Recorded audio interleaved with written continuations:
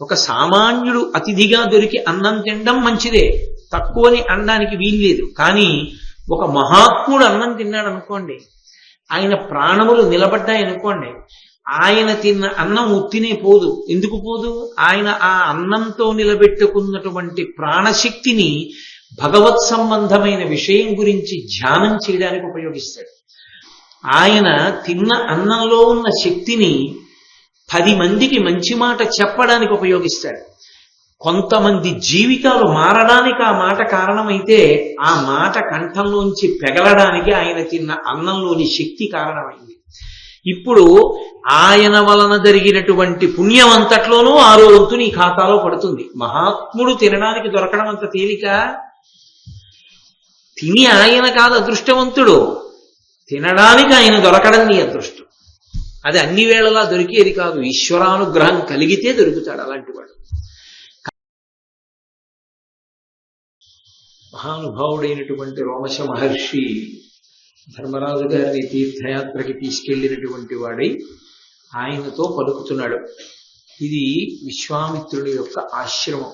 ఇది విశ్వామిత్రుని యొక్క సోదరి అయినటువంటి సత్యవతీదేవి కౌశికి అనేటటువంటి పేరుతో ఏర్పడినటువంటి నది అని. విశ్వామిత్రుని యొక్క జీవితం చాలా అత్యద్భుతమైనటువంటి జీవితం. ఇవాళ ప్రసంగంలోనే బహుశः విశ్వామిత్ర జననములకు కారణమైనటువంటి విశేషం ఒకటి వస్తుంది. క్షత్రియ వంశంలో జన్మించినప్పటికీ కూడా అపారమైనటువంటి బ్రహ్మతేజస్సుని పొందినటువంటి వాడు, మహానుభావుడు, బ్రహ్మర్షి. శ్రీరామాయణంలో రామచంద్రమూర్తిని తీర్చిదిద్దినటువంటి గురువు, అంతటి మహానుభావుడు. ఆయన పేరు స్మరిస్తే చాలు పాపాలు నశించిపోతాయి, అంత గొప్పవాడు. ఆయన రామచంద్రమూర్తితో ఒకసారి చెప్పుకున్నాడు, సశరీరాగతా స్వర్గం భర్తారమనువర్తిని కౌశికీ పరమోదార ప్రవృత్తాచ మహానది అని చెప్పాడు. నా సోదరి పేరు కౌశికి, ఆమె పేరు సత్యవతి. ఆమె కౌశికి అనబడేటటువంటి నదిగా ఏర్పడింది. ఆమె నా బావగారు, ఆమెకి భర్త అయినటువంటి రుచీకుడితో కలిసి సశరీరంగా స్వర్గానికి వెళ్ళింది. ఆమె మహాపతివ్రత. దివ్యా పుణ్యోదక రమ్యా హిమవంతముపాశ్రిత లోకస్య హితకామార్థం ప్రవృత్తా భగినీ మమ. ఆమె దివ్యమైనటువంటి పుణ్యమైనటువంటి ఉదకములు కలిగినటువంటి నదీస్వరూపాన్ని కూడా పొందింది. ఆమె హిమవంతముపాశ్రిత, హిమవత్ పర్వతమును ఆశ్రయించి ప్రవహిస్తూ ఉంటుంది. లోకస్య హితకామార్థం ప్రవృత్తా భగినీ మమ. మమ భగిని, నా యొక్క సోదరి అయినటువంటి ఆ సత్యవతీదేవి లోకస్య హితకామార్థం, లోకము యొక్క క్షేమమును కోరినదై ఒక నదీ స్వరూపాన్ని పొందింది. తతోహం హిమవత్పార్శ్వే వసామి నిరత సుఖం భగిన్యాం స్నేహ సంయుక్త కౌశిన్యాం రఘునందన. రఘునందన అంటే, ఓ రామ, నేను నా చెల్లెలైనటువంటి సత్యవతీదేవి పట్ల విశేషమైనటువంటి ప్రేమ కలిగిన వాడు. నేను నా చెల్లెలితో కలిసి ఉండాలని కోరుకుంటాను. అందుకే ఎప్పుడు హిమాలయ పర్వత ప్రాంతముల యందు కౌశికి అనబడేటటువంటి పేరుతో ప్రవహిస్తున్నటువంటి నదీ స్వరూపమైనటువంటి నా చెల్లెలి పక్కనే, అంటే ఆ నది యొక్క ఒడ్డుని నేను నివసిస్తూ ఉంటాను. ఇప్పుడు ఒక పెద్ద యాగం చేయడం కోసం సిద్ధాశ్రమానికి వచ్చాను. అందుకని నిన్ను ఈ యాగాన్ని సంరక్షణ చెయ్యవలసిందిగా అభ్యర్థించాను అని రామచంద్రమూర్తితో చెప్తాడు విశ్వామిత్ర మహర్షి. విశ్వామిత్రుని యొక్క కుటుంబము అంత గొప్ప కుటుంబం. ఆ తల్లి కౌశికి అనబడేటటువంటి పేరుతో నదిగా ఏర్పడింది. రోమశ మహర్షి ఆ విశేషాన్ని చెప్తున్నారు. ఇది విశ్వామిత్రుడు ఉన్న ఆశ్రమం. ఇది విశ్వామిత్రుని యొక్క చెల్లెలైనటువంటి సత్యవతీదేవి కౌశికి అన్న పేరుతో ఏర్పడినటువంటి నది. రామ, దీని యందు స్నానం చేయి. అదిగో పక్కన ఉన్నటువంటి హ్రదమున్నదే సరోవరము, అది ఋష్యశృంగుడను ముని హ్రదము. ఋష్యశృంగుడు అనబడేటటువంటి ఒక మహాత్ముని పేరు మీద ఏర్పడినటువంటి హ్రదం కాబట్టి అందులో కూడా స్నానం చేయి అంటే, ధర్మరాజు గారు ఆ ఋష్యశృంగుడు ఎవరు, ఆయన పేరు మీదుగా ఈ సరోవరం ఎందుకు పిలవబడింది, నాకు తెలియచేయవలసింది అని కోరాడు. ఎక్కడైనా ఆ జిజ్ఞాస కలిగిన వారికి మాత్రమే గురువు చెప్పాలి తప్ప ఆ జిజ్ఞాస లేని వారికి చెప్పకూడదు. అందుకే శిష్యుడు తనంత తానుగా ప్రయత్నపూర్వకంగా అడిగేటటువంటి ఉత్సాహం ఉన్నవాడో లేడో చూసి అలా అడిగేవాడైతేనే వివరంగా చెప్తారు, లేకపోతే సంక్షిప్తంగా చెప్పి అక్కడతో ముగిస్తారు. ఆ ఉత్సాహం ఉన్నవాడో లేడో చూడడానికి ముందు సంక్షిప్తంగా చెప్పాడు. కానీ ధర్మరాజు గారు వివరం అడిగాడు కాబట్టి పరమ సంతోషంతో రోమశ మహర్షి చెప్తున్నారు. కశ్యపుని యొక్క కుమారుడు విభాండకుడు. విభాండకుడు ఒక మహర్షి. ఆ విభాండక మహర్షి యొక్క కుమారుడు ఋష్యశృంగ మహర్షి. లోకంలో ఎందరో మహర్షులు ఉన్నారు, కానీ ఋష్యశృంగ మహర్షి ఒక్కని యొక్క స్థితి వేరు. ఆయనలా ఎవరు ఉండరు లోకంలో. అంత అసాధారణమైన స్థితిలో ఉద్భవించాడు, అంత అసాధారణమైన రీతిలో పెరిగి పెద్దవాడయ్యాడు. అసలు ఋష్యశృంగుని యొక్క విశేషాన్ని చెప్పడంలో నన్నయ్య గారు పరకాయ ప్రవేశమే చేశారా అనిపిస్తుంది. ఆ పద్య రచన చూస్తే అంత అద్భుతమైనటువంటి రచన చేసి తెలుగు జాతికి కానుకగా అందించారు మహానుభావుడు. ఆ కశ్యపుని కొడుకైనటువంటి విభాండకుడు ఎప్పుడూ కూడా బ్రహ్మ తేజస్సుతో వర్ధిల్లుతూ ఆయన తపస్సు చేస్తుండేవాడు. అటువంటి విభాండకుడు ఒక రోజున స్నానం చెయ్యడం కోసమని వెళ్ళాడు. ఆయన స్నానం చేస్తూ ఉండగా ఊర్వశి కనపడింది. ఇవి రెండు పరస్పర విరుద్ధాంశములు, మీరు కొంచెం జాగ్రత్తగా గమనించాలి. అన్ని వేదికల మీద బాగా వివరంగా చెప్పడం కుదిరేటటువంటి విషయాలు కావు. సూక్ష్మంగా కొన్ని నేను చెప్పిన మాటను పట్టుకోవలసి ఉంటుందంతే. స్నానము చల్లటి నీటి స్నానం, అందున పవిత్రమైనటువంటి నదీ స్నానము కామమునకు వ్యతిరేకమైనది. అటువంటిది శిరస ఒక పవిత్రమైన నదిలోనో సరస్సులోనో చల్లటి నీటి స్నానం చేస్తూ కామ ప్రచోదనాన్ని పొందడం అనేటటువంటిది తత్ప్రవృత్తికి విరుద్ధమైనటువంటి విశేషం. మరి విభాండకుని అలా ఎందుకు సంభవమైంది అంటే, నేను మీతో తరచుగా ప్రస్తావిస్తున్నాను ఆ విషయాన్ని. ఒక మహాపురుష జననము సంభవము కావాలి అనుకున్నప్పుడు పరదేవత అటువంటి క్రీడ చేస్తుంది. ఆవిడ మహాత్ములకు కూడా కామాన్ని కల్పిస్తుంది. ఎందుచేత అంటే వారి తేజస్సు వలన తప్ప వేరొక మహాపురుషుడు సంభవించడం కుదరదు. అటువంటి మహాపురుషుడి తేజస్సుని పట్టుకోవడం కూడా అందరికీ సాధ్యం కాదు. దానికి మళ్ళీ కారణజన్ములైన వాళ్ళు ఉండాలి. అందుకే చాలా దూరదృష్టితో అమ్మవారు అలా పట్టుకోవడానికి వీలైనటువంటి ఉపాధి కలిగినటువంటి వ్యక్తులను కూడా, జీవులను ఆవిడ సృష్టి చేస్తూ ఉంటుంది ప్రత్యేకంగా. ఇందులో ఆయన స్నానం చేస్తుంటే ఆయనకి ఊర్వశి కనపడింది. సాధారణంగా చాలా చోట్ల మహాపురుష జననానికి ఊర్వశి కారణం అవుతూ ఉంటుంది. ఎందుకు ఊర్వశి కారణం అవుతుందో కూడా నేను మీతో మనవి చేశా.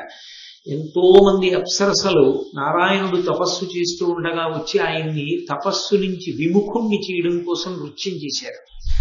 ఆయన ఏం చేశారంటే తొడ మీద ఒక 2-3 మాటలు చరిచారు.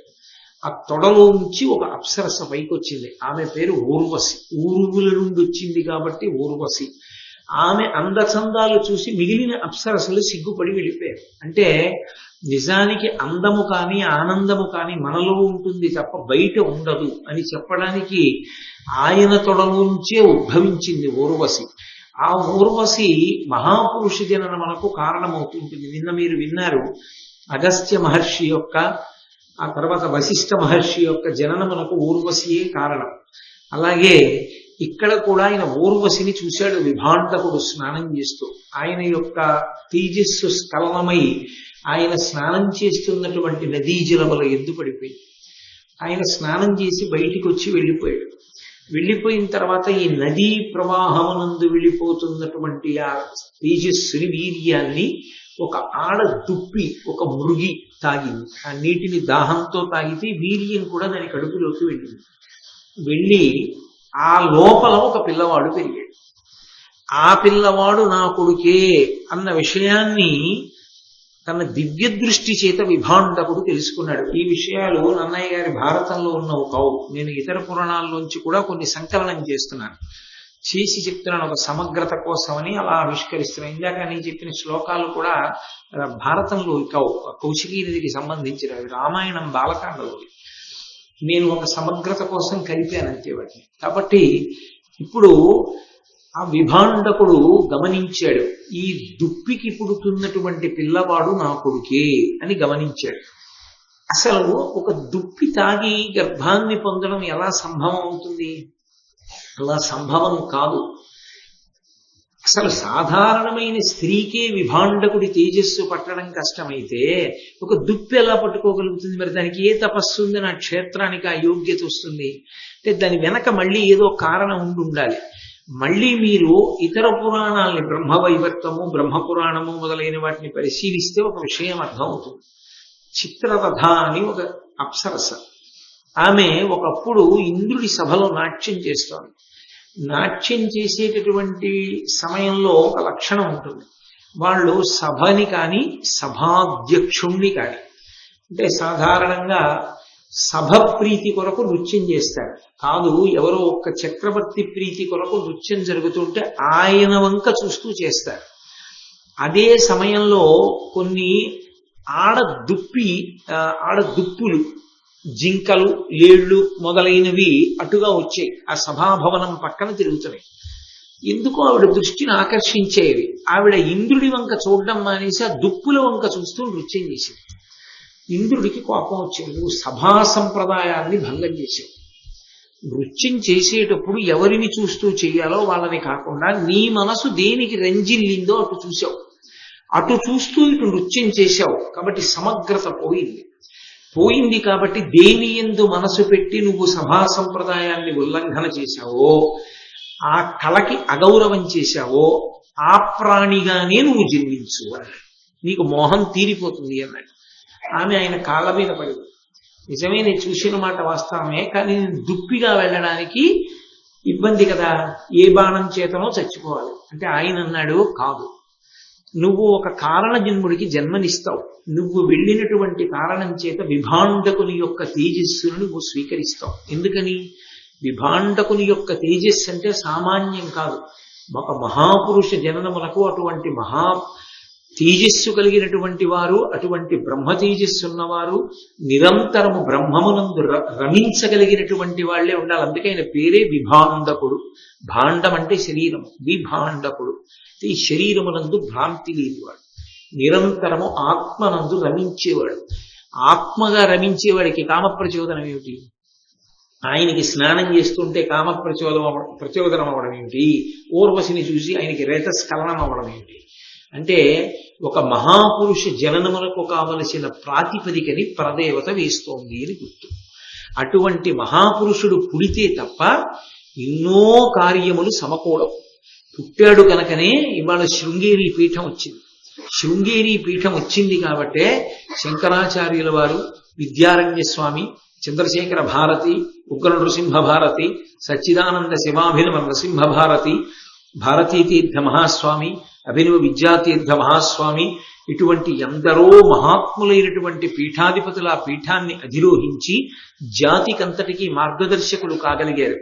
అంతటి మహాపురుషుడు యుగాలు దాటిపోయినా ఆయన తపశ్శక్తి నిలబడింది. అంతటి మహానుభావుడు పుట్టాలి అంటే విభాండకునికి కామప్రచోదనం జరిగి తీరాలి.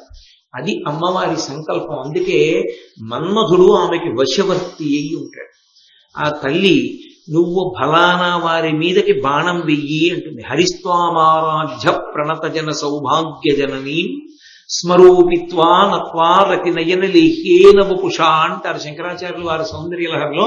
మునీనామప్యంత ప్రభవతి మోహాయ మహతాం అంటారు. అమ్మా, నువ్వు మన్మధుడిని బతికించావు. ఆ మన్మధుడు వేసిన బాణముల వలన మహర్షుల యొక్క మనసులు కూడా కలతపడుతున్నాయంటారు. అంటే ఎందుకు మరి అప్పుడు అమ్మవారిని నింద చేసినట్లు కాదా? అది మన్మధుడిని బతికించడం వల్ల మహర్షులు పాడవుతున్నారంటే కాదు. అమ్మా, నువ్వు మన్మధుణ్ణి బతికించావు కాబట్టే, మన్మధుడు వేస్తే మహాత్ములైన వారి యొక్క మనసు కదులుతోంది కాబట్టే, కదిలిన కారణం చేత వారి యొక్క తేజస్సు స్ఖలనమవుతోంది కాబట్టే, ఆ తేజస్సు వలన వేరొక మహాత్ముడు ఉద్భవించి లోకాన్ని నడిపించడానికి మార్గం దొరుకుతోంది. అందుచేత ఆమె దుప్పిగా వచ్చింది. శాప విమోచనం అవ్వాలి అంటే ఆమె విభాండకుని యొక్క తేజస్సుని స్వీకరించి కుమారుణ్ణి కనాలి. అందుకని ఆమె ఈ నదిలో ప్రవాహంలో వెళ్ళిపోతున్నటువంటి నీటితో కూడుకున్నటువంటి తేజస్సుని తాగినదై ఆమె కడుపులో కొడుకు పెరిగాడు. అందుకని ప్రకృతి విరుద్ధంగా జరిగి ఆ తేజస్సు నుండి ఒక కుమారుడు ఉద్భవించాడు. సురుచిర సురుచిర స్వరూప గుణ సుందరి ఊర్వశీను లతాంగి తద్దర్శన గోచర యగుడు నపుడు రేతస్కలనంబం మునికి నయ్యే కామకృతమునం. అంతటి మహానుభావుడికి స్ఖలనమైనటువంటి రేతస్సు దుప్పిలోనికి చేరి వేరొక మహాత్ముడు ఉద్భవించాడు. ఆయన పేరు ఋష్యశృంగుడు అని పెట్టారు. ఆయనకి అమ్మ పోలిక ఉంది, నాన్న పోలిక ఉంది. నాన్నలా మహాతేజోమూర్తి. అమ్మ పోలిక, ఆయనకు ఒక కొమ్ము ఉంది, అది నొసటన ఇక్కడ ఉండేది ఆ కొమ్ము. ఆయన దుప్పిలా ఒక కొమ్ముతో పుట్టాడు.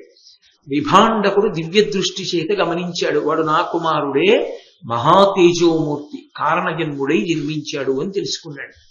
ఆయన్ని తీసుకొచ్చి పెంచడం మొదలుపెట్టాడు. ఎక్కడ? ఒక ఘోరారణ్యంలో ఆయన ఆశ్రమం ఉంది.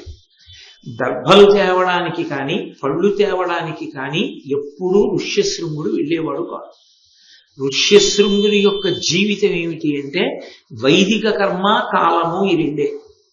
సూర్యోదయం ఇంకా అవబోతోంది, లేచి సంధ్యావందనాలు, జపం మొదలైనవి. ఆ కాలమునందు చెయ్యవలసినటువంటి అగ్నికార్యం, కూర్చుని వేదం చదువుకోవడం. అతని తండ్రి తప్ప వేరొక ప్రాణి అతనికి తెలియదు.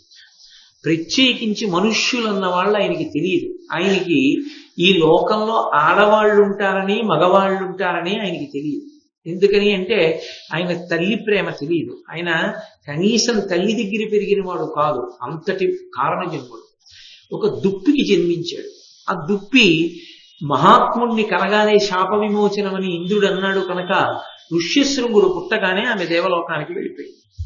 తండ్రి తీసుకొచ్చాడు, పెంచాడు. ఆయనకి తెలిసున్నది వేదనాదం, ఆయనకి తెలిసున్నది అగ్నికార్యం, ఆయనకి తెలిసున్నది వేద పఠనం, ఆయనకి తెలిసున్నది దేవతార్చన, ఆయనకి తెలిసున్నది తండ్రి ఒక్కడే. అలాగే పెరిగి పెద్దవాడైపోయాడు. యుక్త వయస్సులోకి వచ్చేసాడంటే బహుశా అసలు లోకం గురించి తెలియకుండా ఒక్క భగవంతుడు, తండ్రి, వేదం తప్ప వేరొకటి తెలియకుండా పెరిగినటువంటి మహాత్ముడు ఋష్యశృంగుడు. ఒక పక్క ఋష్యశృంగుని యొక్క జీవితం అలా ఉంటే, ఆ పక్కనే ఉన్నటువంటి అంగరాజ్యమునందు క్షామము సంభవించింది. క్షామం అంటే వర్షాలు పడకపోవడం. వర్షాలు పడని కారణం చేత ఎక్కడ పంటలు లేవు. పంటలు లేని కారణం చేత జనులకు అన్నము లేదు, పశువులకు గ్రాసం లేదు. ఆయన వెంటనే ఆ అంగరాజు బ్రాహ్మణుల్ని పిలిచాడు కొంతమందిని. ఏమయ్యా, ఎందుచేత వానలు పట్టలేదు, ఎందుకు క్షామం వచ్చిందని అడిగాడు. వాళ్ళన్నారు, కడు దర్పితుడని నిన్ను విడిచిరి బ్రాహ్మణులు, వారు విడిచుడ అమరుల్ విడిచిరి, దానన వర్షము దడసే భవద్దేశమునకు ధరణీనాథ. నువ్వు అహంకారంతో బ్రాహ్మణుల్ని అధిక్షేపించావు. వాళ్ళు వెళ్ళిపోయారు నీ సామ్రాజ్యంలో నుంచి. ఏదో కొద్దిమంది మిగిలిన వాళ్ళు ఎవ్వరు లేరు, వెళ్ళిపోయారు. బ్రాహ్మణులు వెళ్ళిపోతే దేవతలు కూడా వెళ్ళిపోయారు. ఎందుకు వెళ్ళిపోతారు? వాళ్ళు ఎప్పుడు వేదమంత్రాలు చదువుతూ, అగ్నికార్యం చేస్తూ, దేవతార్చన చేస్తూ ఉండేటటువంటి వారు. అటువంటి వారందరూ వెళ్ళిపోయారు. అటువంటి వాళ్ళు వెళ్ళిపోయిన తర్వాత ఈ రాజ్యంలో మేమెందుకు? అందుకని దేవతలు కూడా వెళ్ళిపోయారు. దేవతలు కూడా వెళ్ళిపోయారు కాబట్టి దేవతలు ప్రీతి చెందని రాజ్యంలో సంతోషం ఎలా ఉంటుంది? ఉండదు. అందుకని సమస్త సంతోషములకు కారణము వర్షం. ఆ వర్షం ఉంటే కదు దాహం తీరడం, వర్షం ఉంటే కదు నీరు ప్రవహించడం, నీరు ప్రవహిస్తే కదు సంధ్యావందనం, ధర్మం నిలబడడం. అందుకని ఎవరికీ సంతోషం లేదు, వానలు పట్టలేదు. ఇది ప్రధానమైన కారణం. మరి ఎలా వర్షం పడుతుంది? నా వలన దోషం జరిగింది, నేను క్షంతవ్యుడను, నా తప్పు తెలుసుకున్నాను, మీరు నాకు మార్గం చెప్పండి. ఇప్పుడు ఇంకా బ్రాహ్మణుల్ని తీసుకొచ్చి వాళ్ళు తృప్తి పొంది, వాళ్ళు యజ్ఞయాగాది క్రతువులు చేసిన తరువాత వాళ్ళు చేసిన క్రతువుల వలన ప్రీతి చెందినటువంటి దేవతలు వర్షం కురిపిస్తే, ఆ వర్షధారల చేత నదులు బాగా నిండి ప్రవహిస్తే, అప్పుడు ఆ ప్రవాహములలో ఉన్నటువంటి జలాల్ని మనుష్యులు తాగి పంటలు పండి, పంటలు తిని, ఆ తర్వాత గ్రాసాన్ని పశువులు తిని, ఇవన్నీ వర్ధిల్లేటటువంటి అవకాశం లేదు. ఉత్తర క్షణం వానబడాలి. నా తప్పు తెలుసుకుని క్షమార్పణ అడుగుతున్నాను, కానీ దీనికి ఒక మార్గం చెప్పండి, ఎలా పడుతుంది వర్షం అని అడిగాడు. అడిగితే బ్రాహ్మణులు అన్నారు, శాంతుడు ఋష్యశృంగుడను సన్ముని ఉన్న ఎడం ధరిత్రికిన్ సంతత వర్షంబగు భృశంబుగా అట్టి వరంబు తొల్లి వృత్రాంతపు చే దయంబడసె అమ్ముని కావున ఋష్యశృంగు వేదాంతు సువేది రాబనుపు అంగమహేశ్వర నీదు నేర్పునను. వెంటనే వర్షం పడాలి అంటే పరమధార్మికుడు పరమ వేదాంతి అయినటువంటి వాడు భగవంతుని యందు నిరంతరము మనసు రమించేటటువంటి ఒక యోగి పురుషుడు ఈ రాజ్యంలో కాలు పెట్టాలి. ఈ రాజ్యానికి ఆయన వస్తే అంతటి మహాత్ముడు వచ్చాడు కనుక వర్షాలు పడతాయి. అంటే ఇంత తప్పు చేసిన చోటుని కూడా దిద్దగలిగినది ఏది అంటే మహాత్ముల యొక్క పాదధూళి, మహాత్ముల యొక్క పాద స్పర్శ అంత గొప్పది. కాబట్టి ఒక్కొక్క ఇల్లు ఒక్కొక్క వంశం విశేషంగా వర్ధిల్లుతుంటుంది. అంత వర్ధిల్లడానికి కారణం తెలిసో తెలియకో ఎక్కడో ఎవరో ఒక మహాత్ముడికి వాళ్ళు చేసినటువంటి ఉపకారం, అటువంటి మహాత్ముడికి ఇచ్చినటువంటి ఆతిథ్యం, అది విపరీతమైనటువంటి ఫలాన్ని ఇస్తుంది. ఇప్పుడు నీళ్లు పొయ్యడం అన్నది పొయ్యొచ్చు, వర్షం పడడం అన్నది పడచ్చు. వర్షం పడితే జిల్లేడు చెట్టు పెరుగుతుంది, వర్షం పడితే బ్రహ్మదండి ముళ్ళు కలిగినటువంటి చెట్టు పెరుగుతుంది, వర్షం పడితే మారేడు చెట్టు పెరుగుతుంది, వర్షం పడితే కదంబ వృక్షం పెరుగుతుంది. కదంబ వృక్షం పెరగడానికి మారేడు చెట్టు పెరగడానికి బ్రహ్మదండి ముళ్ళ డొంక పెరగడానికి తేడా లేదు. దానం అన్ని వేళలా చేస్తారు, కానీ దానం పట్టేటటువంటి వాడు మాత్రం పరమ భగవద్భక్తుడైనటువంటి వాడు దొరకడం. ఎందుకో తెలుసా? ఆయన నిరపేక్షతో ఉంటాడు. ఆయనకి అపేక్షించి పొందాలన్న కోరిక ఉండదు. భీష్ముడు అడిగినప్పుడు ఆయనకి పులస్త్యుడు చెప్పినటువంటి జవాబు మీరు విన్నారు. తక్కువ తింటుండేవాడు, ఇంద్రియముల యందు ఇంద్రియ సుఖముల యందు పెద్ద లంపటం లేనివాడు, ప్రతిగ్రహాన్ని ప్రతిఫలాన్ని అపేక్షించకుండా భగవద్భక్తితో తిరిగేటటువంటి వాడు మన దగ్గర ఒక వస్తువు పుచ్చుకోవడానికి ఎన్నడూ లభ్యం కాడు ప్రపంచంలో. అది చాలా చాలా కష్టం. ఎందుచేత అంటే ఆ అవసరం ఏముంది? అందుకని ఆయన అలా పుచ్చుకునేవాడు కాడు, నాకేం లేదు అని గడిపేస్తూ ఉంటాడు. అలాంటి వాడు ఏ కారణం చేతనైనా ఒక వస్తువుని పుచ్చుకున్నాడు అనుకోండి, ఒక సామాన్యుడు పుచ్చుకున్న దానికి ఒక మహాత్ముడు పుచ్చుకున్న దానికి ఒకేలా ఉండదు ఫలితం. ఆ ఫలితం కొన్ని కోట్ల కోట్ల రెట్లు మారిపోతుంది, అంత మారుతుంది. ఒక సామాన్యుడు అతిథిగా దొరికి అన్నం తినడం మంచిదే, తక్కువని అనడానికి వీల్లేదు. కానీ ఒక మహాత్ముడు అన్నం తిన్నాడు అనుకోండి, ఆయన ప్రాణములు నిలబడ్డాయనుకోండి, ఆయన తిన్న అన్నం ఉత్తినే పోదు. ఎందుకు పోదు? ఆయన ఆ అన్నంతో నిలబెట్టుకున్నటువంటి ప్రాణశక్తిని భగవత్ సంబంధమైన విషయం గురించి ధ్యానం చేయడానికి ఉపయోగిస్తాడు. ఆయన తిన్న అన్నంలో ఉన్న శక్తిని 10 మందికి మంచి మాట చెప్పడానికి ఉపయోగిస్తాడు. కొంతమంది జీవితాలు మారడానికి ఆ మాట కారణమైతే ఆ మాట కంఠంలోంచి పెగలడానికి ఆయన తిన్న అన్నంలోని శక్తి కారణమైంది. ఇప్పుడు ఆయన వలన జరిగినటువంటి పుణ్యం అంతట్లోనూ 6వ వంతు నీ ఖాతాలో పడుతుంది. మహాత్ముడు తినడానికి దొరకడం అంత తేలిక? తిని ఆయన కాదు అదృష్టవంతుడు, తినడానికి ఆయన దొరకడం నీ అదృష్టం.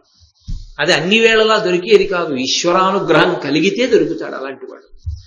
కాబట్టి మహాత్ముల యొక్క పాద ధూళికి, వాళ్ళ స్పర్శకి, వాళ్ళ పదఘట్టనకి, వాళ్ళ ఆగమనానికి అంత శక్తి ఉంటుంది. వాళ్ళు వచ్చినంత మాత్రం చేత దేవతలందరూ మళ్ళీ ప్రీతి చెందుతారు. ఉత్తరక్షణం దేవతలు ప్రీతి చెందితే వాళ్ళకు లక్షణం ఉంటుంది, నీకు ఏది లేదో దాన్ని ఇచ్చేస్తారు. వాళ్ళు ప్రీతి చెందగానే వాళ్ళు ఆ పని చేస్తారు. కాబట్టి దేవతలు ఏం చేస్తారు? అప్రీతి చేత వాన కురిపించడం మానేశారు. ఇప్పుడు ఋష్యశృంగుడు వస్తే ప్రీతి చెంది వర్షం కురిపిస్తారు. ఇది ఇంద్రుడు ఆయనకి ఇచ్చిన వరం కూడా. వృత్రాసుర సంహారం చేసినటువంటి ఇంద్రుడు ఋష్యశృంగుడికి ఇచ్చిన వరం, నువ్వు ఎక్కడ ఉంటే అక్కడ వానలు పడతాయి. మీకు విచిత్రం ఏమిటో తెలుసా? అప్పుడు కాదు, ఋష్యశృంగుడు ఎక్కడ ఉండేవాడో అక్కడ ఇప్పటికీ వానలు పడుతూ ఉంటాయి. ఇప్పటికీ పడతాయి వానలు. ఎక్కడ ఉండేవాడు ఋష్యశృంగుడు? శృంగేరి పీఠం ఉన్న చోట ఉండేవాడు. అందుకే శృంగేరి పీఠ సమీప ప్రాంతాలన్నిటా కూడా వాన పడకపోవడం అన్నది ఉండదు. సతత హరిత అరణ్యములు మీరు చూస్తే అరణ్యాల వంక ఆశ్చర్యంగా ఉంటుంది. అసలు శృంగేరి వెళ్ళేటప్పుడు వచ్చేటటువంటి అరణ్య మార్గం దాటుతుంటేనే ఆశ్చర్యకరంగా ఉంటుంది. అంతంత గొప్ప గొప్ప చెట్లు, ఎప్పుడు చల్లగా ఉంటుంది. ఆ తుంగా నది చక్కగా ప్రవహిస్తూ ఉంటుంది.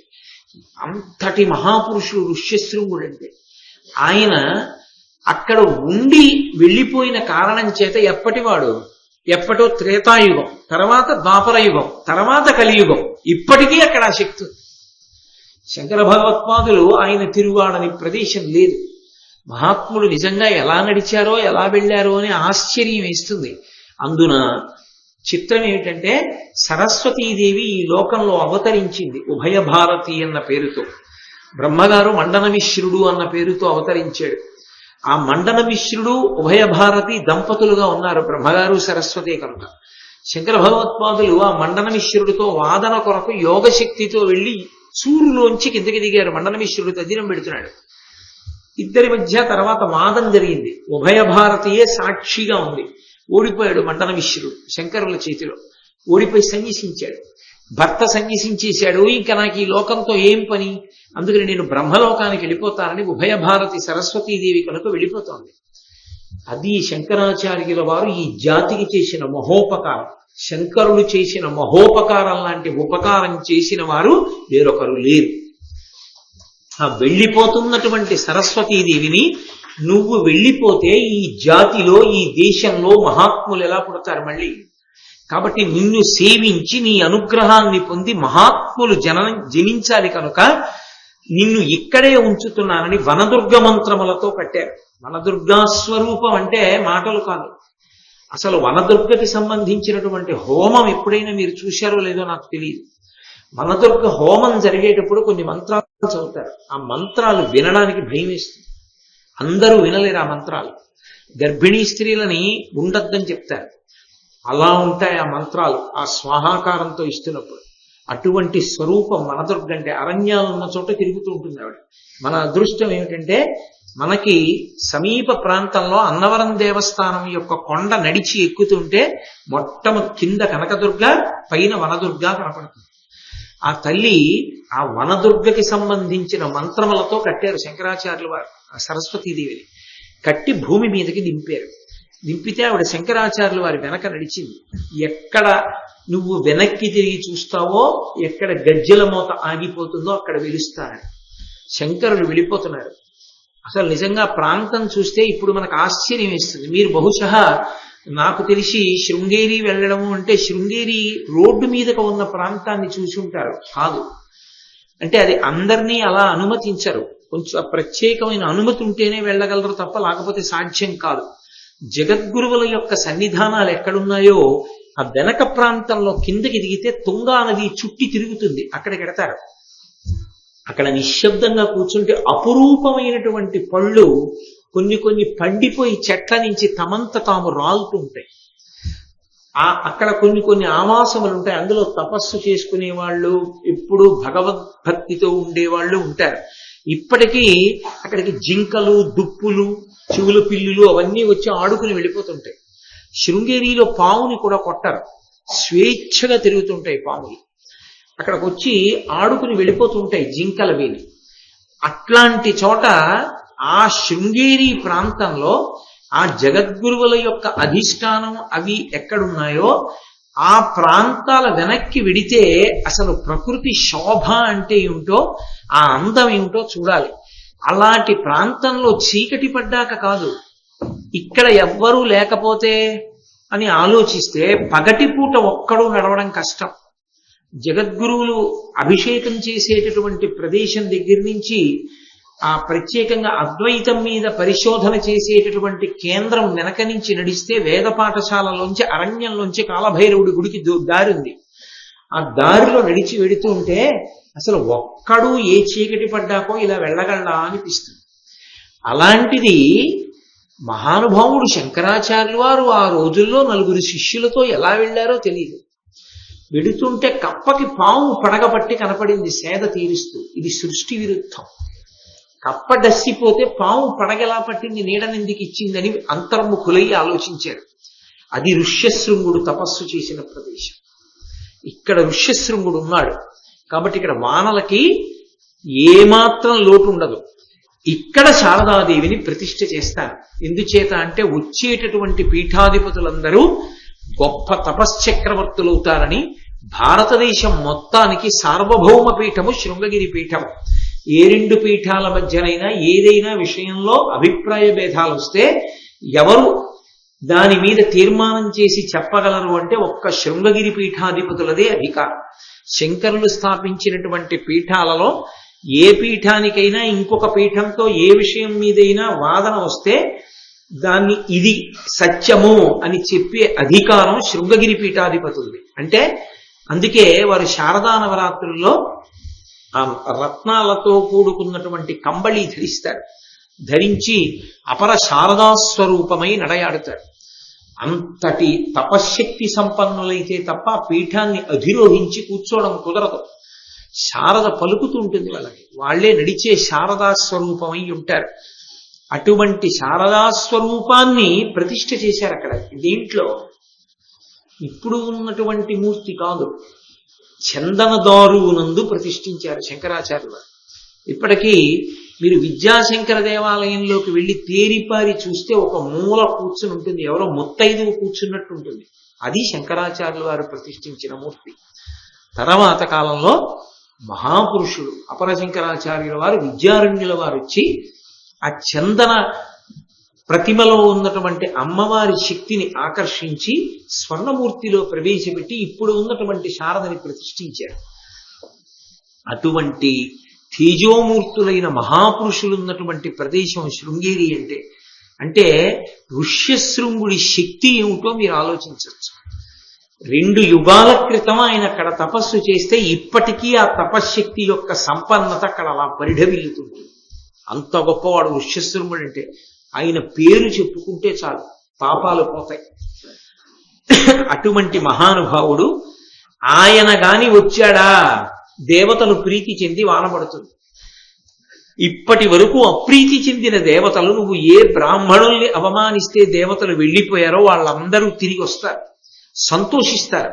ఒక్క ఋష్యశృంగుడు వస్తే చాలు, ఆయన్ని పిలిపించు. ఎలా ఆయన్ని పిలిపించడం? ఆయనకు అసలు మనుష్యులు తెలియరు కనుక ఆయన దగ్గరికి వెళ్ళి నిలబడడం కష్టం. దుర్నిరీక్షుడు. ఆయన అనుమానంతో ఏమైనా చూస్తే చాలు దగ్ధమైపోతాడు అవతలవాడు. ఆయన ముందు నిలబడడం ఎవరికీ సాధ్యం కాదు. రాశీభూతమైనటువంటి తపస్సు ఋష్యశృంగుడంటే. అంతటి మహిమాన్వితుడు. ఆయన ఎప్పుడు అగ్నికార్యం చేసుకుంటూ ఉంటారు వేళ తప్పకుండా. తండ్రి విభాండకుడు కొన్ని సమయాల్లో అరణ్యంలోకి వెడతాడు పళ్ళు తేవడానికి. ఆయన ఎప్పుడూ పర్ణశాలలోనే ఉంటాడు ఋష్యశృంగుడు. ఎవరు వెళ్ళలేరు, చాలా కష్టం. కాబట్టి నీదు నేర్పునన్ అన్నారు బ్రాహ్మణులు. నీ నేర్పరితనంతో ఎలా ఆలోచిస్తావో ఆలోచించి తీసుకురా. అది రోమపాదుని యొక్క గొప్పతనం. అంగరాజ్యాధిపతి అయినటువంటి రోమపాదుడు ఈశ్వరుని యొక్క సృష్టి రహస్యాన్ని దృష్టిలో పెట్టుకుని వేశ్యల్ని పిలిచాడు. ఎంత అసలు ఆడ మగ అన్న తేడాయే తెలియని వాడైనా సృష్టి యందు ఈశ్వరుని యొక్క శాసనం ఆకర్షణ ఉంటుంది. భిన్నలింగముల యందు స్త్రీకి పురుషుని యందు, పురుషునికి స్త్రీ యందు ఆ అనురక్తి ఆకర్షణ లేకపోతే ప్రహృష్టత కలగదు, సంతోషం ఉండదు. సంతోషం లేకపోతే పుట్టే బిడ్డల యందు తేజస్సు ఉండదు. అందుకని అర్ధనారీశ్వర స్వరూపంగా శివుడు సృజించాడు స్త్రీ పురుషులుగా. కాబట్టి ఎంత ఋష్యశృంగుడైనా ఆకర్షింపబడతాడు. అలా ఆకర్షించడంలో మెళకువ కలిగిన వాళ్ళు ఒక్క వేశ్యలే. కాబట్టి బహుజాగరూకత కలిగినటువంటి వేశ్యలని ఒక వృద్ధ వేశ్యనిచ్చి పంపు. ఆమె వీళ్ళని జాగ్రత్తగా ఎలా ప్రవర్తించాలో చెప్తుంది. అంటే అగ్నిహోత్రంతో చెలగాటం. అయ్యే మాటలు కాదు ఋష్యశృంగుడిని తీసుకురావడంతే. వాళ్ళు నదిలో ఒక పడవని ఆశ్రమంలాగా నిర్మాణం చేసి ఆ పడవలో వెళ్ళి ఎక్కడ ఋష్యశృంగుని ఆశ్రమం కొంత దూరంలో ఉందో అక్కడ దిగి బహుజాగ్రత్తగా కనిపెట్టి ఉన్నారు విభాండకుడు ఆశ్రమంలోంచి బయటికి వెళ్ళిపోయే వరకు. విభాండకుడి కంట పడ్డారనుకోండి ఇంకేమైనా ఉందా? పరమ ప్రమాదం, కొడుకుని తీసుకెళ్ళడానికి వచ్చారని తెలిస్తే. అందుకని విభాండకుడు అరణ్యంలోకి వెళ్ళిపోయి పళ్ళు తేవడానికి వెళ్ళిపోయేటంత వరకు ప్రశాంతంగా కూర్చున్నాడు. కూర్చుని ఆ ఋష్యశృంగుడి కొరకు పంపాడు కదా, ఆ వేశ్యలలో ఒక ఆమె మునికుమారుడు ఎలా ఉంటాడో అలా అలంకారం చేసుకుని వచ్చింది. ఎందుకని? కేవల స్త్రీగా వచ్చిందనుకోండి ఆయన అయోమయాన్ని పొందుతాడు. అసలు ఏమిటి ఇలా ఉంది సృష్టిలో, ఇదేమిటని ఆవిడ్ని అడుగుతాడు. ఎందుకు ఇలా ఉన్నావు నువ్వు అని అడుగుతాడు. అప్పుడు చెప్పడం ఆకర్షించడం కష్టం అవుతుంది. అందుకని మునికుమారుడి వేషమే వేసి ఆమె వెళ్ళింది. ఆయనకేం తెలుసు, ఆయనకేం తెలియదు. తనలా ఉందేమిటి అనుకున్నాడు. బహుశా ఇలా కూడా ఉంటారులా ఉంది, నాలాగే తిరుగుతూ ఉంటారులా ఉంది కొంతమంది మునికుమారులు. అంటే ఓహో, సృష్టిలో నేను నా తండ్రే కాదు, నాలాంటి వాళ్ళు ఉన్నారన్నమాట మునిబాలకులు అనుకున్నాడు. అప్పటి వరకు అసలు ఆయనకి తెలియదు. అందుకని ఆయన వచ్చినది వేశ్య, స్త్రీ అన్న విషయం ఆయనకి తెలియదు. స్త్రీయే తెలియని వాడికి వేశ్య కాబట్టి ఆయనకి తెలియనే తెలియదు. అది నన్నయ్య గారి పద్యరచనలో పరకాయ ప్రవేశం. కాబట్టి ఋష్యశృంగుడు అన్నాడు ఆవిడ్ని చూసి. ఆవిడ వచ్చి నించుంది కుటీరం ముందు. ఎందుండి వచ్చిది ఋషికుమారా, ఎక్కడి నుంచి వచ్చావు అమ్మాయి అనలేదు. ఆయన చూసి ఓ ఋషికుమారుడా ఎక్కడి నుంచి వచ్చావు అన్నాడంటే అసలు అటువంటి వ్యక్తి ఈ సృష్టిలో ఉంటాడని మీరు ఊహించలేరు. అంతటి మహాతపశక్తి సంపన్నుడు, అంతటి బ్రహ్మతేజో దురంధరు ఋష్యశృంగుడంటే. ఇందుండి వచ్చి ఋషికుమారా, ఏనెన్నడూ ఇట్టి సుందరాకారు మునిసుతునే తొల్లి చూచి ఎరుందా. ఇందుండు మీవని కృష్ణ మృగ చర్మ కృత కుశాసనమునందుండగా పలిచే ఋషియను బుద్ధిన తన్వి ప్రీతి. ఋషి అనుకుని ఆ తన్వి ప్రీతి, ఆమె స్త్రీ ఏదో తెలియని ప్రీతి అంకురించింది. అది సృష్టి రహస్యం. కాబట్టి ఏదో తెలియని ప్రీతి అంకురించిన కారణం చేత నేను నీలా అందంగా ఉండే మునికుమారుణ్ణి చూడలేదే అన్నాడు. అని ఇందుండు మీవని, ఇక్కడే ఉండు నువ్వు అన్నాడంటే కాసేపు ఆయన ఉంటే బాగుండు అనిపించింది ఆయన మనసుకి. అది సృష్టిలో ఉన్నటువంటి రహస్యాన్ని అద్భుత ప్రచోదనం చేయించాడు. ఇంద్రియముల యొక్క వ్యగ్రత బయటికి వ్యక్తమైంది. ఇప్పుడు పేరుకున్న నెయ్యి పక్కక అగ్నిహోత్రం చేరింది అని దాని అర్థం. అంతకన్నా సభల్లో ఓహో విడమిర్చి ఏం ప్రసంగాలు అక్కర్లేదు. కాబట్టి కృష్ణ మృగచర్మ కృత కుశాసనమునందుండగా పరచే, నల్లని కృష్ణజింక యొక్క చర్మంతో చేయబడినటువంటి దర్భాసనాన్ని వేశాడంటే ఆయన మనసు యందు ఏ కల్మషము లేదు. ఆయన మునికుమారుడు అనుకుని వేశాడు. కానీ ఏమిటి చాలా అందంగా ఉన్నాడు ఏమిటి అనుకున్నాడు. ఆ వచ్చినటువంటి ఆవిడ వేశ్య కదూ. ఆవిడ నాకు కొన్ని విద్యలు వచ్చు, నీకు నేను చూపిస్తాను విద్యలు, చూడు మునికుమారా అంది. తప్పకుండా, ఏమొచ్చు అన్నాడు. మునిముందుట కందుక నర్తన మృదుగీతముల యందు తన కౌశల మెల్లను చూపి విరచితాలింగనయై మునిపతికి ముదము గావించమదిన్. ఆయనకు అప్పటి వరకు పాట అంటే ఏమిటో తెలియదు. పాట సన్యాసులు వినరు, అదో లక్షణం. ఎందుకు వినరో తెలుసా? ఒకవేళ విన్నా కూడా దాని మీద దృష్టి లేకుండా వింటారు. కారణం ఏమంటే అది గంధర్వులది కదా సంగీతం. సంగీతానికి ఒక లక్షణం ఉంది, అది అదే పనిగా వినేటట్టుగా చేస్తుంది. ఇంకా ఇంకా విందామనిపిస్తుంది. ఇంకా ఇంకా విందామంటే అనుష్ఠానం నాశనం అవుతుంది, వైరాగ్యం పోతుంది, కోరిక పుడుతుంది. అది విందామని అందుకని వినరు. వింటారు ఎలా? అనుషంగికంగా. ఎప్పుడైనా ఏదో భగవత్ సంకీర్తన వినపడింది అనుకోండి, పెద్ద అపేక్ష లేకుండా వింటారు, మళ్ళీ వినాలనే భ్రాంతి లేకుండా వింటారు. అంత జాగ్రత్తగా ఉంటుంది సన్యాసాశ్రమం అంటే.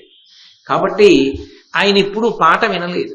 పాట వింటే మనసుకి రంజకత్వము దాని లక్షణం, అది ఉల్లాసం కలిగేటట్టు చేస్తుంది. అందుకని వాళ్ళ నాన్నగారు ఎప్పుడూ పాట పాడలేదు, ఆయన దగ్గర పాడేవాడు లేడు. అందుకని ఆయన ఎప్పుడూ పాట వినలేదు. ఈమె పాట పాడింది మొట్టమొదటిసారి. పాట పాడి నృత్యం చేసింది. ఆయనకి చాలా విచిత్రంగా ఉంది. ఏమిటి ఇవన్నీ అంటే మనస్సుని ఆకర్షించే వాటిని ప్రదర్శిస్తోంది. మృదుగీతముల యందు అదేదో భయంకరమైన నర్తన చేయలేదు. అతి మృదువుగా ఉండేటటువంటివి మనోరంజకత్వమునకు కారణమైనటువంటి మృదువైన సంగీత నృత్యములను ఆవిష్కరించి తన కౌశలమెల్లను చూపి ఆమెకి ఉన్నటువంటి కౌశలాన్నంతటినీ కూడా చూపించింది. కౌశలము అన్న మాటకి కేవలము నేర్పరితనము అని అనుకోకూడదు. కౌశలము అన్న మాట నేర్పరితనము అన్న మాటకి దగ్గరగా ఉండేది కాదు. ఎందుచేత అంటే పరమశ్రద్ధతో చేస్తేనే కౌశలం అంటారు. అంటే కౌశలం ఎప్పుడు నేర్పుతారంటే గురువు దర్భ కోసేటప్పుడు నేర్పుతాడు. దర్భలు కోసేటప్పుడు పీకకూడదు. కొమ్మ విరిచారనుకోండి మళ్ళీ కొమ్మ పుడుతుంది. అందుకే శాఖాభంజనము దోషం కాదు, చెట్టుని మొదలంట పెరకడం దోషం. అందుకే అశోకవనంలో చెట్టు కొమ్మలు విరుస్తారు తప్ప చెట్లు పీకరు హనుమ. చెట్లు పీకడం పాపం. చెట్టు కొమ్మలు విరిచారనుకోండి మళ్ళీ కొమ్మలు వేస్తాయి. అంటే ఇక కొమ్మలు వేయడానికి వీలు లేదంత విరిచేసి నాకు పాపం లేదని అనుకోవడం. కాబట్టి ఇప్పుడు ఆవిడేం చేసిందంటే కౌశలంతో చేసింది. కౌశలం అంటే కుశ, దర్భని కొయ్యడం నేర్పుతాడు. దర్భని కోసేటప్పుడు ఎంత కొయ్యాలో అంతే కొయ్యాలి. అది మేకులా నిలబడి అవతల నుంచి వచ్చేవాడు కాలు పడితే తెగిపోయేటట్టు కొయ్యకూడదు, మళ్లీ పెరిగేటట్టు కొయ్యాలి. అది మనకి పనికి రాదు ఆ దర్భ అనుకుంటే దాన్ని కొయ్యకూడదు. కోసి తెచ్చి మళ్ళీ పారాయకూడదు, అసలు కొయ్యకూడదు. కాబట్టి చాలా జాగ్రత్తగా ఒడుపుగా పట్టుకుని కోస్తారు. అది కౌశలం అంటారు. అంటే తదేక దృష్టితో చేసే పని ఆమె అంత జాగ్రత్తగా చేసింది. ఎందుకని ఎక్కడైనా ఋష్యశృంగుడి యొక్క రంజకత్వంలో చిన్న విసుగొచ్చి నా పనికి దడ్డొచ్చిందనుకో. ఎందుకని అగ్నికార్యం ఆలస్యం అయిపోయింది, అప్పటికి కాలం దాటిపోయింది. ఆయన చేయలేదు అగ్నికార్యం, ఉండిపోయాడు అలా. అగ్నిని వేల్చలేదు ఆ రోజున. ఆయనకి అగ్నిని వేల్చడం గుర్తొచ్చి ఇది మరిచిపోయేటట్టు ఇలా ఎందుకు చేసింది అని చూశాడు అనుకోండి, తెలిసిపోతుంది ఆయనకి. ఆయన తపశ్శక్తి అటువంటి తెలిసిందా. ఆయనే కన్నెర్ర చేసి చూస్తే బూది కుప్ప మిగులుతుంది. అందుకని అది అగ్నిహోత్రంతో చెలగాటం. అందుకని ప్రాణం పెట్టి చేసి దీన్ని కౌశలమొప్పన్, కౌశలమొప్పేటట్టుగా జాగ్రత్తగా ఆమె పాట పాడి నృత్యం చేసి మధ్య మధ్యలో అందులోనే అది అంతర్భాగం అన్నట్టుగా వచ్చి ఋష్యశృంగుణ్ణి కౌగిలించుకుని విడిచిపెడుతూ నృత్యం చేస్తోంది. మునిపతికి ముదము కావించమదిన్. మునిపతి అంటే మునులలో చాలా గొప్పవాడైనటువంటి ఆ ఋష్యశృంగుడి యొక్క మనస్సుకి ఆహ్లాదం కల్పిస్తే ఆమె కొన్ని మంచి సుగంధభరితములైనటువంటి పుష్పములను తెచ్చి ఆ పుష్పములు ఇచ్చేటప్పుడు కింద పడిపోతే తుమ్మెదలు బోలెడన్ని వచ్చి ఆ పువ్వుల మీద వాలి ఉన్నటువంటి పువ్వుల్ని ఏరడంలో బహుసోయగంగా వంగి ఏరుతున్నట్లుగా నటించి ఆ పువ్వులు ఏరి ఈమెకిచ్చింది. ఈయన ఏవో తన దగ్గర ఉన్న పళ్ళు తెచ్చి తినమనిచ్చాడు. ఆవిడ కొన్ని తినుబండారములు తెచ్చిచ్చింది. ఆవిడంది, నేను నీ ఆతిథ్యాన్ని స్వీకరిస్తాను. ఎప్పుడో తెలుసా, నువ్వు కూడా మా ఆశ్రమానికి వస్తావా? మేము ఇక్కడ దగ్గరలో ఆశ్రమంలో ఉంటాం. మునికుమారుడని కదా అనుకుంటున్నాడు. నువ్వు వస్తానంటే అప్పుడు నేను నీ ఆతిథ్యం తీసుకుంటాను. ఎందుకని వస్తాను అన్నాడు అనుకోండి, ఇదే మా ఆశ్రమం అని అంగరాజ్యానికి తీసుకొస్తుంది. అంగరాజ్యంలో అడుగు పెడితే వానలు పడతాయి. ఆమె మాత్రమే తేగలదు. అందుకని ఆయన అన్నాడు, తప్పకుండా వస్తాను, మాటిచ్చాడు. మాటిచ్చి ఆమెని కొంతసేపు తన దగ్గర ఉంచుకున్నాడు. ఆమె సంతోషంగా కాసేపు కాలం గడిపి ఆడింది, పాడింది. విభాండకుడు తిరిగి వస్తాడని తెలుసు. విభాండకుడి కంట పడకూడదు, వెళ్ళిపోయింది. మళ్ళీ కనపడతానులే మునికుమారా అంది, వెళ్ళిపోయింది. ఈయన అనుకుంటున్నాడు ఆ వచ్చిన వాడు మునికుమారుడు అనుకుంటున్నాడు. ఆయన కూడా పురుషుడే అనుకుంటున్నాడు. ఋష్యశృంగుడు తండ్రి వచ్చాడు. తండ్రి వచ్చి ఆయన అన్నాడు, ఒరే ఏమిరా, ఈ పాటికి నువ్వు అగ్నికార్యం చెయ్యాలిగా, సమిధాదానం చెయ్యాలిగా, సమిధలు వెయ్యాలిగా, అసలు అగ్నిని వేల్చలేదే, ఇవాళ రగల్చలేదే, కాలం దాటిపోయిందే, ఇలా ఎప్పుడు చెయ్యవే, ఏం చేస్తూ ఉండిపోయావు? ఈ పువ్వులు ఏమిట్రా, ఇంత సుగంధభరితమైన పుష్పములు ఎక్కడి నుంచి వచ్చాయి? ఈ వంటకాలు ఎక్కడివి, పళ్ళు ఎక్కడివి, ఇవన్నీ ఎక్కడమని అడిగాడు. శుద్ధమైన హృదయం ఉన్నవాడు ఋష్యశృంగుడు. ఆయనకేమి ఆ స్త్రీ పురుష వివక్ష తెలిసున్నవాడు కాడు. అందుకని ఆయన అన్నాడు, కాంచనవర్ణుండు కడురూపవంతుండు. ఋష్యశృంగుని యొక్క పవిత్రమైన హృదయాన్ని అర్థం చేసుకుంటూ మాత్రమే వినాలి పద్యాన్ని, తప్ప లేకి మనసులతో వినకూడదు. కాంచనవర్ణుండు కడురూపవంతుండు కమ్మని జడలతో ఘనములగుచు ననయంబు వడ్రువలగు రెండు పిండంబులురమున విలసిల్లుచుండ నరుత వెలుగుచు జపమాల వ్రేలంగా నన్నువ నడుమున బడకంగా నడచునప్పుడు కలహంస కూజిత కలనాద మెసకనా పాలికి నీడొక్క బ్రహ్మచారి వచ్చిపోయే వాని వదనంబు వలన విల్వడు సుగంధి మధుర భాషితంబు పొలుపు వినగా సముదపుం స్కోకిలాలాపచారువగుచు హృదయ సమ్మదముగా. ఎంత స్వచ్ఛంగా మాట్లాడాడో చూడండి, ఎంత పవిత్ర హృదయంతో మాట్లాడాడు. తండ్రితో అన్నాడు, నాన్నగారు నిజమే, నేను ఇవాళ అగ్నిని వేల్చలేదు, కాలం దాటిపోయింది. ఎందుకు అలా జరిగిందో తెలుసా నాన్నగారండి? మన ఆశ్రమానికి ఒక ఋషికుమారుడు వచ్చాడు. నేను ఆశ్చర్యంతో చూస్తూ ఉండిపోయానండి ఆ ఋషికుమారుణ్ణి. నేను అటువంటి ఋషికుమారుణ్ణి చూడలేదు కదా ఎప్పుడు, అటువంటి ఎప్పుడు ఎవరిని చూడలేదు. ఆయన కాంచనవర్ణుండు కడురూపవంతుండు కమ్మని జడలతో ఘనములగుచు. నాన్నగారండి, బంగారు రంగులో ఉన్నాడండి ఆ ఋషికుమారుడు. మామూలుగా వీళ్ళవి జటలు కట్టేసి ఉంటాయి, ఎప్పుడు స్నానం చేసేయడమే తప్ప దానికేం తైల సంస్కారం ఉండదు, అట్టలు కట్టి ఉంటుంది, జటలు కట్టి. అతంది నాన్నగారు మంచి ఘనంగా ఒత్తుగా కొప్పేసుకుని ఉన్నాడండి చక్కగా. అదేమిటో కొప్పు చాలా తమాషాగా ఉంది నాన్నగారు, మనం వేసుకునే కొప్పులా లేదు. అనయంబు వట్రువలకు రెండు పిండంబులు రమణ విలసిల్లుచుండ. ఇంకా ఆశ్చర్యం ఏంటంటే నాన్నగారండి, గుండ్రపు రెండు మాంసపు ముద్దలు గుండెల మీద వేలాడుతున్నాయి నాన్నగారు ఆ ఋషికుమారుడికి. నరుత వెలుగుతూ జపమాల వ్రేలంగా, జపమాల చేత్తో పట్టుకు తిప్పుతున్నాడండి.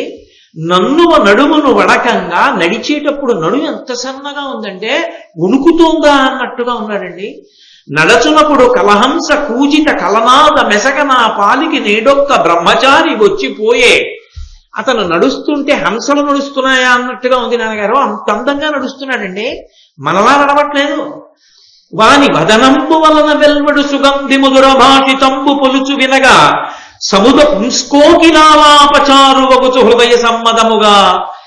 ఆయన దగ్గరగా వచ్చి మాట్లాడుతున్నప్పుడు నాన్నగారండి, నోట్లోంచి ఏదో మధురమైన వాసన వచ్చిందండి అన్నాడు. తాంబూలం వేసుకున్నది ఆయనకి తెలియదు, బ్రహ్మచారి తాంబూలం తెలియదు, ఏదో మధురమైన వాసన వచ్చింది నాన్నగారండి. ఆయన మాట్లాడుతుంటే పుంస్కోకిల, మగకోకిల పాడుతోందా అన్నట్టుగా ఉంది నాన్నగారండోయ్. ఎంత మధురంగా మాట్లాడాడండోయ్, పాట పాడాడని చెప్పడం రాదు, మగకోయిల పాడినట్లుందండి, గండుకోయిల పాడినట్టు అని. బహుశః నన్నయ్య గారి భారత రచనలో ఋష్యశృంగుడిలో పరకాయ ప్రవేశం చేసి పరమ పవిత్రం, అగ్నిహోత్రం ఎంత పవిత్రంగా ఉంటుందో యజ్ఞవేదిలో, అంత పవిత్ర హృదయుడైనటువంటి ఋష్యశృంగుడి యొక్క నోటి నుంచి వచ్చిన పద్యాన్ని అంత పవిత్రంగా నువ్వు రచన చెయ్యడం అంటే తెలుగు భాషకి పట్టాభిషేకం చేశారు నన్నయ్య భట్టారకుడు ఈ పద్యంలో. నన్నును కౌగిలించుకుని నా వదనంబునకు నిజాస్యమాసన్నము చేసి యొక్క మృదు శబ్దము చేసే మనోహరంబుగా ఎన్నడు వట్టి శబ్దము మునీశ్వరమున్ వినియే నిరుంగా. ఎన్నువ బ్రహ్మచారి ముఖమంబు రుహంబు సమంబు చూడగన్. నాన్నగారండి ఒక విచిత్రం జరిగింది నాన్నగారండి. నేను ఇలా నిలబడ్డానా నాన్నగారండి, నాకు ఈ పక్కకి నా చెక్కిలి దగ్గరికి వచ్చాడండి ఆ ఋషికుమారుడు. వచ్చి అతని ముఖంలోంచి ఏదో సువాసన వస్తుందండోయ్, అంటే అంగరాగములు అలదకుంది, మంచి సువాసన వస్తున్న ముఖాన్ని దగ్గరగా తీసుకొచ్చింది. అతని ముఖంలో సువాసన నా నాసాపుటములకు సోకింది. ఏమిటి ఇతని ముక్కులోంచి సువాసన అని నేను అనుకుంటుండగా అతని పెదవులు నా బుగ్గకి చేరాయి. చేరినప్పుడు అదేదో శబ్దం వచ్చింది నాన్నగారు, నాకు ఆ శబ్దం ఏమిటో అర్థం కాలేదన్నాడు. ముద్దు పెట్టుకుంది. ముద్దన్న మాటని పద్యంలో వాడలేదు నన్నయ్య గారు. అది ఆయన కవిత్వానికి ఉన్న గొప్పతనం. ఎందుకని ఋష్యశృంగుడికి తెలియదు ముద్దు. ఋష్యశృంగుడికి తెలియని ముద్దు నన్నయ్య గారు వాడకూడదు. కాబట్టి ఋష్యశృంగుడు ఎలా మాట్లాడాడో పరకాయ ప్రవేశం చేశాడు మహానుభావుడు, తెలుగు జాతి సాష్టాంగపడిపోవాలి. అంత అద్భుతమైన రచన చేశారు పద్యాన్ని. నన్నును కౌగలించుకొని నా వదనంబనకు నిజాస్యమాసన్నము చేసి ఒక్క మృదు శబ్దము చేసి మనోహరంబుగా. అది చాలా మృదువుగా ఉందండి ఆ శబ్దం, మనోహరంగా ఉందండో అన్నాడు తప్ప ఆ శబ్దము ముద్దన ఆయన అనలేకపోయాడు. ఎన్నడు వట్టి శబ్దము మునీశ్వరా మున్వినినే ఎరుంగా. అలాంటి శబ్దం నేను ఎప్పుడూ వినలేదు నాన్నగారండి ఇంతకు ముందు అన్నాడు. ఎంత అగ్నిహోత్రం లాంటి మనసు! అసలు ఎక్కడున్నాడు అటువంటి ఋష్యశృంగుడు తక్క. అయ్యన్నువ బ్రహ్మచారి ముఖమంబురుహంబు సమంబు చూడగన్. నాన్నగారండి ఆ బ్రహ్మచారి ముఖం కాదండి, అదో పద్మం, అలా ఉందండి అని. ఆ ఋషికుమారు కట్టిన చీరలు అతి మృదులములు విచిత్రములు మనోహారము వాని బృహత్కటి భారమునందొక్క కనక పట్టము వెలగన్. నాన్నగారండి మనం జింక చర్మం కట్టుకున్నాం కదా, ఆ మునికుమారుడు పంచె కట్టుకున్నాడు. అవి ఎంత మృదువుగా ఉందో నాన్నగారండి ఇలా పట్టుకుంటే. అంటే ఆయనకి అసలు అంత మెత్తటి బట్ట ఉంటుంది లోకంలో అని తెలియదు. పుట్టిన తాదిగా జింక చర్మంతోనే ఉన్నాడు.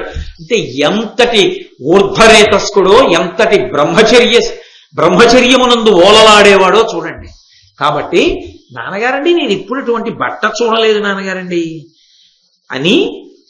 అవి విచిత్రములు మనోహారము వాని బృహత్కటి భారమునందొక్క కనక పట్టము వెలగన్. నాన్నగారండి ఈ మనం ఇలా గట్టిగా మౌంజి దర్భలతో తాడు కట్టుకుంటాం కదా, అతనేమిటి నాన్నగారండి బంగారం లాంటిది ఒక తోలు పట్టాలా పెట్టుకున్నాడు ఏమిటండి అన్నాడు. అంటే వడ్డాణం, అది వడ్డాణం, బంగారు వడ్డాణం పెట్టుకున్నది ఆడదన ఆయనకి తెలియదు. అదేమిటి మౌంజీ బదులు దర్భల త్రాటికి బదులుగా బంగారుతో చేయబడినటువంటి ఆభరణం ఏదో పెట్టుకున్నాడు నాన్నగారండి. అదేమిటో చాలా విచిత్రంగా ఉంది సుమండి. అది పెట్టుకుని పాదాలకి అందెలు లాంటివి ఏదో మోగుతున్నవి పెట్టుకున్నాడండి. పెట్టుకుని కింద పడ్డ పువ్వులు పళ్ళు తీయడానికి వంగి తీస్తున్నప్పుడు భలే చమత్కారంగా ఉన్నాడండి. అంటే ఆయన నోటి నుంచి చెప్పలేకపోతున్న రీతిలో ఆయన ఇంద్రియములు మాత్రము స్పందించే, అది కావాలి రోమపాదుడికి. అంటే ఇప్పుడు విజయం ఎవరిది? వేశ్యది.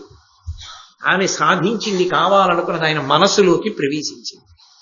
అదేమిటో ఆయనకి తెలియకపోవచ్చు, కానీ మనసుని కదపగలిగిన రూపంగా ఆయనలోకి వెళ్ళింది. తన చేతి పుష్పములు జల్లిన అంతట చెదరి అవి అళిప్రకర నిషేవన మొప్పనున్నయవి.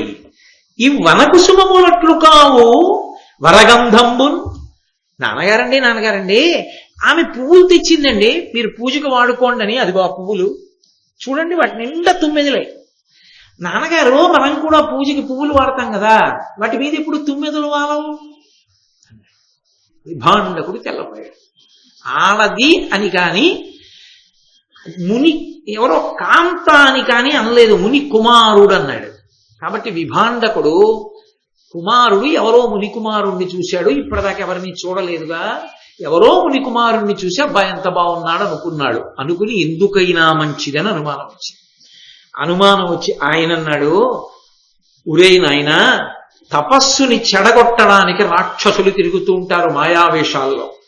2, ఎప్పుడూ భగవంతుని యందు మనస్సు నిలబెట్టాలనుకున్న మనబోంట్లు విశేషమైన సుగంధముతో కూడుకున్న పువ్వులను దగ్గర పెట్టుకోకూడదు. అది మనసుని ఆకర్షించి కదుపుతాయి. అది 5 ఇంద్రియములలో శబ్ద స్పర్శ రస రూప గంధములు 5 తన్మాత్రలు. గంధ తన్మాత్ర నాసాపుటాల్ని ఆకర్షిస్తుంది. ముక్కు కదిలితే క్రమంగా మనస్సు కదులుతుంది. అందుకని చాలా తక్కువ వాసన కలిగిన పువ్వుల్ని వాడాలి తప్ప మనం ఎక్కువ సువాసనలు కలిగిన పువ్వుల్ని వాడితే అది మనసుని ఇంకొక రకంగా కదుపుతుంది. కాబట్టి మనం ఇటువంటి పువ్వులు వాడకూడదు. నువ్వు ఎందుకు అంగీకరించావురా ఇవన్నీ? కానీ ఇక పైన జాగ్రత్తగా ఉండు సుమా, మునికుమారుడు వచ్చినప్పుడు అన్నాడు. అలాగే నాన్నగారండి అన్నాడు. ఇవి వాడకూడదన్నాడు కానీ తండ్రి వాడితో కలిసి తిరగవద్దు అనలేదుగా, ఆహ్వానించవద్దు అనలేదుగా, జాగ్రత్తగా ఉండన్నాడు. రాక్షసుడు కాకపోతే మునికుమారుడు అనుకున్నాడు ఋష్యశృంగుడు. నన్నయ్య గారు ఒక మాట అన్నారు, చనుదించి తరుణి మునినందను చిత్తంబునకు వైకృతము చేసే విలాసినుల సహాలాప సహాసన సహయానములు బంధ సమములు కావే. బ్రహ్మచారులు ఉద్దేశించి చెప్పిన మాట. బ్రహ్మచర్యంలో ఉండేవాడు బహుజాగ్రత్తగా ఉండాలి. బ్రహ్మచారి వేదం చదువుకునేవాడు చనుదించి కావాలని వచ్చినటువంటి ఆ కాంత ఇంత గొప్ప మహర్షి యొక్క మనసుని కలిపింది. విలాసినుల అంటే అందరూ ఆడవాళ్ళని ఉద్దేశించి చెప్పేటటువంటి మాట కాదు. తల్లులు పరమ పవిత్రమైనటువంటి చిరునవ్వు ఉన్న వాళ్ళు ఉంటారు. సీతమ్మ తల్లి ఉంటుంది, తల్లి కామాక్షి ఉంటుంది, జగన్మాత శ్రీలక్ష్మి ఉంటుంది, దమయంతి ఉంటుంది. అందరూ కాంతల్ని ఉద్దేశించి చెప్పేవి కావు ఆ మాటలు. విలాసినులు అంటే సోయగంగా చూసి ఆకర్షించే ప్రయత్నం చేసేవాళ్ళు అని, కొంచెం హీనమైన మనఃప్రవృత్తి కలిగిన వారు. విలాసినుల సహాలాప అటువంటి వాళ్లతో కలిసి నవ్వడం, సహాసన వాళ్లతో కలిసి కూర్చోవడం, సహయానములు వాళ్లతో కలిసి తిరగడం బంధ సమములు కావే. అవి చిట్ట చివరికి కూలదోసేటటువంటి బంధనములు కావా అన్నారు నన్నయ్య గారు. ఆ పద్యం నీతిగా మనసులో పెట్టుకుంటే చాలు, ఎవరికైనా ఉపయుక్తం. కాబట్టి కొంతకాలం అయింది, ఆ మునికుమారుడి వేషంలో ఉన్నటువంటి వేశ్య వస్తూ ఉండేది, వెడుతూ ఉండేది విభాండకుడు లేనప్పుడు. ఆమె పట్ల ప్రీతి చెందాడు ఋష్యశృంగుడు. ఆమె ఒకనాడందే ఆయన పురుషుడనే అనుకుంటున్నాడు ఋష్యశృంగుడు, ఆమె స్త్రీ అని. కానీ ఆమె యందు కామోద్రేకంగానే ఆయనకేం లేవు. అదేమిటి విచిత్రంగా ఉన్నాడని మాత్రమే అనుకునేవాడు. ఒకనాడు ఆమె అంది, మా ఆశ్రమానికి రండి. ఈయన బయలుదేరాడు ఆశ్రమం కూడా చూద్దామని. అరణ్య మార్గంలో తీసుకెళ్లి ఆమె రోమపాదుని యొక్క అంగదేశంలోకి తీసుకెళ్ళి, ఎప్పుడైతే ఋష్యశృంగుడు అంగదేశంలో అడుగు పెట్టాడో దేవతలందరూ వచ్చేసారు. వచ్చేసి నల్లని మబ్బులు దొంతర్లుగా వచ్చి బ్రహ్మాండమైనటువంటి వర్షం పడిపోయింది. ఇప్పుడు వర్షం అయితే పడిపోయింది, తీసుకొచ్చినటువంటి ఋష్యశృంగుణ్ణి వెనక్కి తీసుకెళ్లి విడిచిపెట్టడం సామాన్యమా? ఎందుకు తీసుకొచ్చి, ఇప్పుడు ఆయన రాజ్యంలోకి వచ్చాడంటే చాలా మందిని చూశాడా లేదా?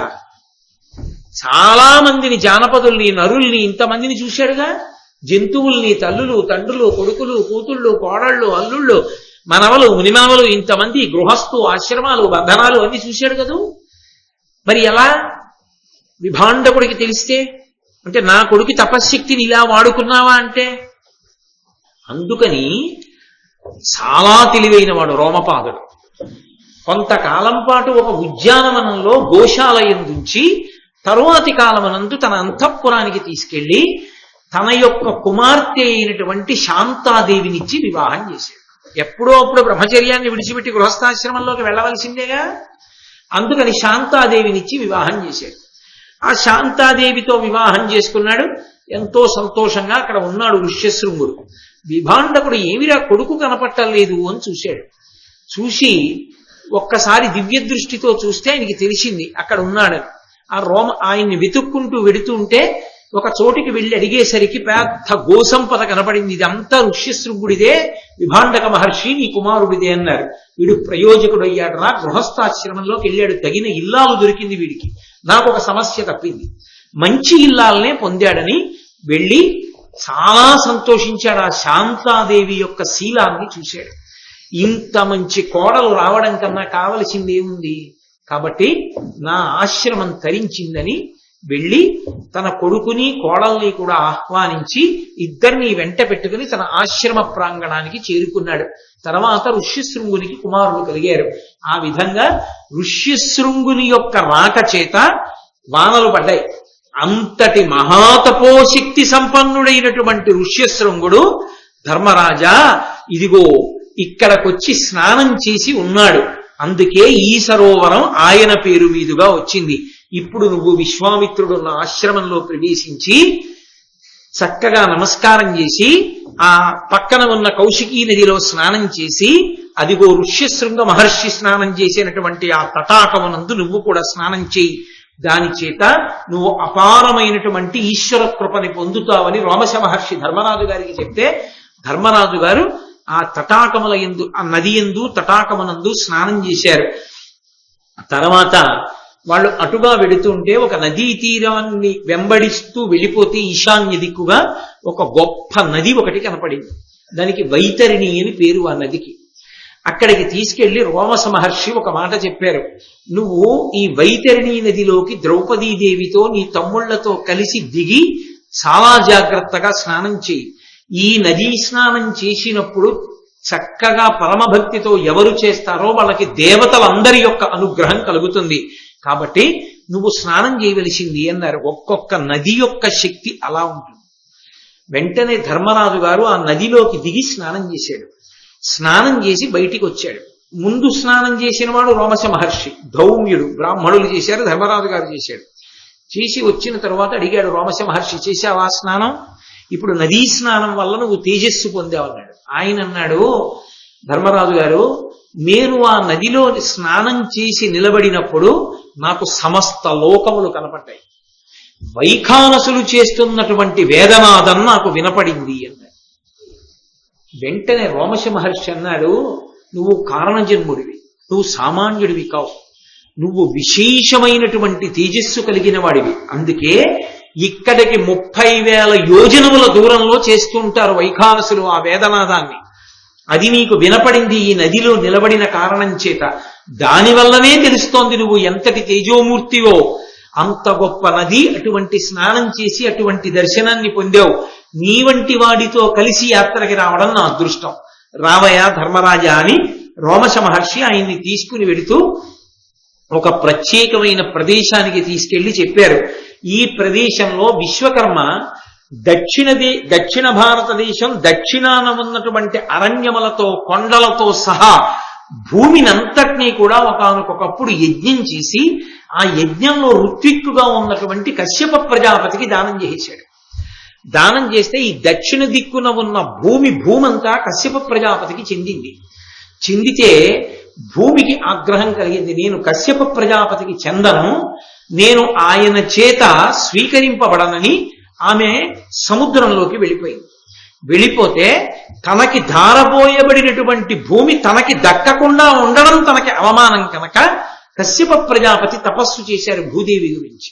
అనుగ్రహించినటువంటి భూదేవి మళ్ళీ సముద్రంలోంచి వేది రూపంలో పైకొచ్చింది. వేది అంటే ఆ హోమం చేసేటటువంటి ప్రత్యేకమైనటువంటి కుండం. వేది రూపంలో పైకొచ్చింది. ఓ ధర్మరాజా, ఈ వేది మీద నిలబడాలి. ఈ వేది మీద నిలబడినప్పుడు అగ్నిర్మిత్రోయోనిహి అని ఒక ప్రత్యేకమైన మంత్రం ఉంది. ఆ మంత్రం చెప్తూ నిలబడాలి. పరిశుద్ధ హృదయంతో ఎవరు వేది మీద నిలబడతారో వాళ్ళకి అపారమైనటువంటి బలం వస్తుంది. ఆ వేది మీద నించోడంలో దోషం వచ్చిందా, అది సముద్రంలోకి వెళ్ళిపోతుంది. కాబట్టి నువ్వు పరమభక్తితో వేది మీదకి ఎక్కి నిలబడు.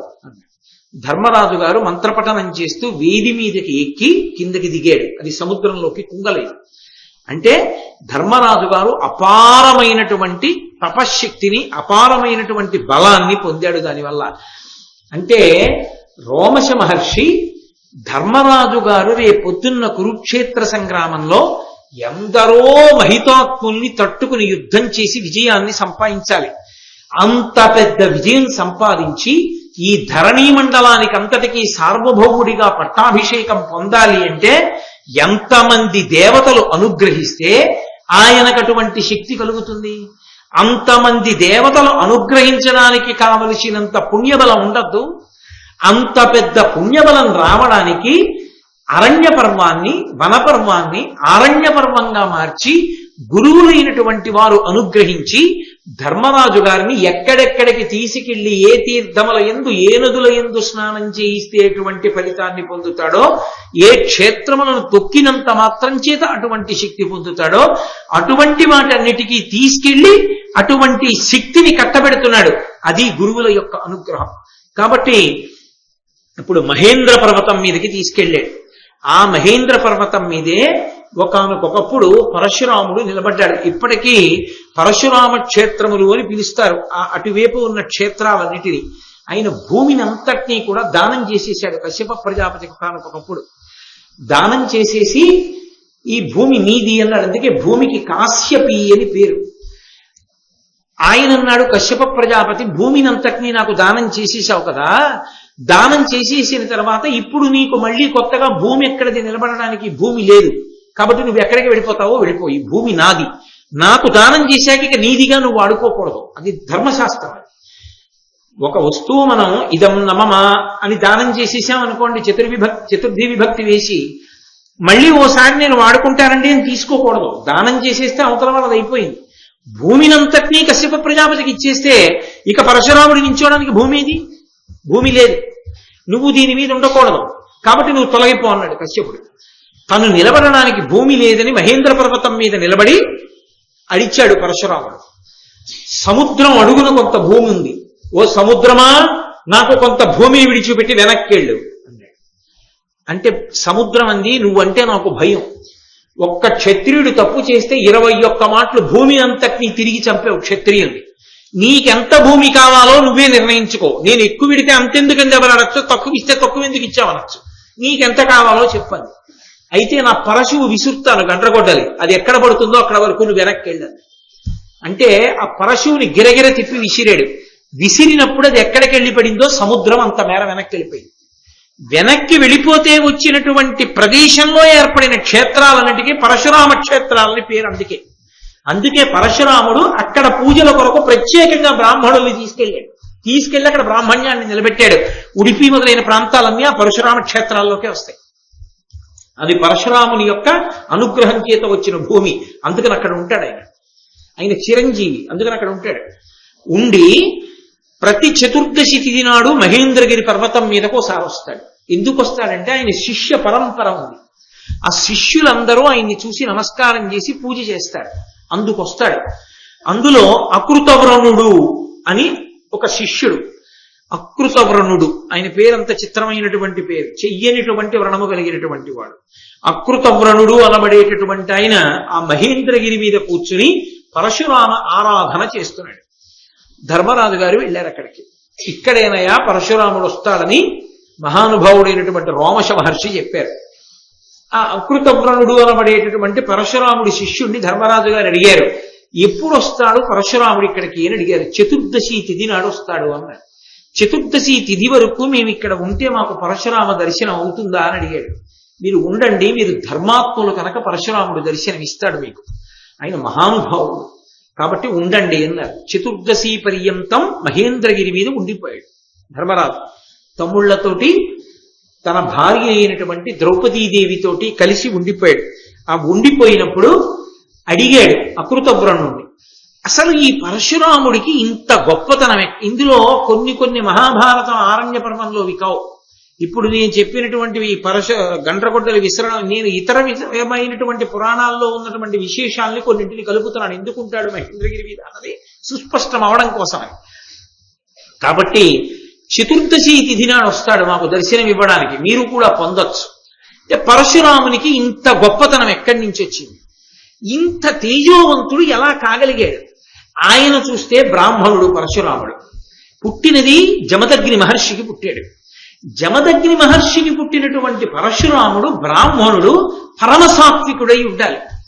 ఎంతో కొన్ని కోట్ల మంది బ్రాహ్మణుల చేత ఆరాధింపబడుతుంటాడు. అటువంటి వాడు అంత పౌరుషాన్ని పొంది గండ్రగొడ్డలి చేత్తో పట్టుకుని క్షత్రియుళ్ళ 21 మార్లు భూమి అంతా తిరిగి క్షత్రియులందన్న వాళ్ళందరినీ చంపేశాడు. దానితో సమంతక పంచకాలని ఏకంగా నెత్తుటి రథాలు అయినింటిని తయారు చేసి పితృదేవతలకి తర్పణలు ఇచ్చాడు. ఇది క్షాత్ర లక్షణం, క్షత్రియులు చేస్తారు. ఆయన బ్రాహ్మణుడికి ఇంత క్షాత్రం ఏమిటి, ఇంత శక్తి ఏమిటి, ఇంతమందిని చంపడం ఏమిటి? బ్రాహ్మణుడి మనసు అలా ఉండకూడదే, అంత కరుకుగా ఉండకూడదే? ఎలా చెయ్యగలిగాడు? ఎందుకు పరశురాముడు ఇలా ఇంత తేజస్సు పొందాడు? నువ్వు ఆయన శిష్యుడివి కదా, నాకు చెప్పవలసింది అని అడిగాడు. అడిగితే ఆయన చెప్పడం ప్రారంభం చేశాడు.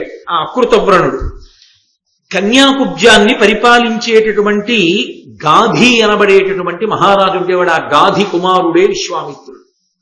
గాధి అనబడేటటువంటి మహారాజు ఉన్నాడు.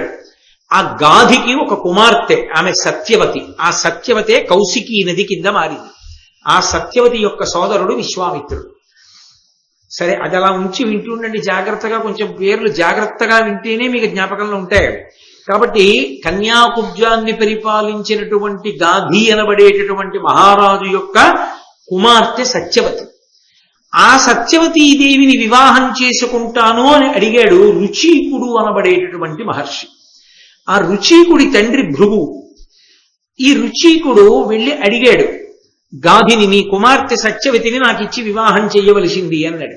ఆయన అన్నాడు, తప్పకుండా ఇచ్చి వివాహం చేస్తాను, కానీ మాకు పరంపరాగతంగా ఒక అలవాటు ఉంది. మా ఇంట్లో ఆడపిల్లని పెళ్లి చేసుకోవాలి అంటే శుల్కం కట్టాలి, కొంత ఇవ్వాలి. అవి ఏవి ఇవ్వాలో తెలుసా? అవి ఇస్తే నీకు ఇచ్చి పెళ్లి చేస్తాను. ఎందుకని? ఆమె క్షత్రియ కాంత, అడుగుతున్నవాడు బ్రాహ్మణుడు.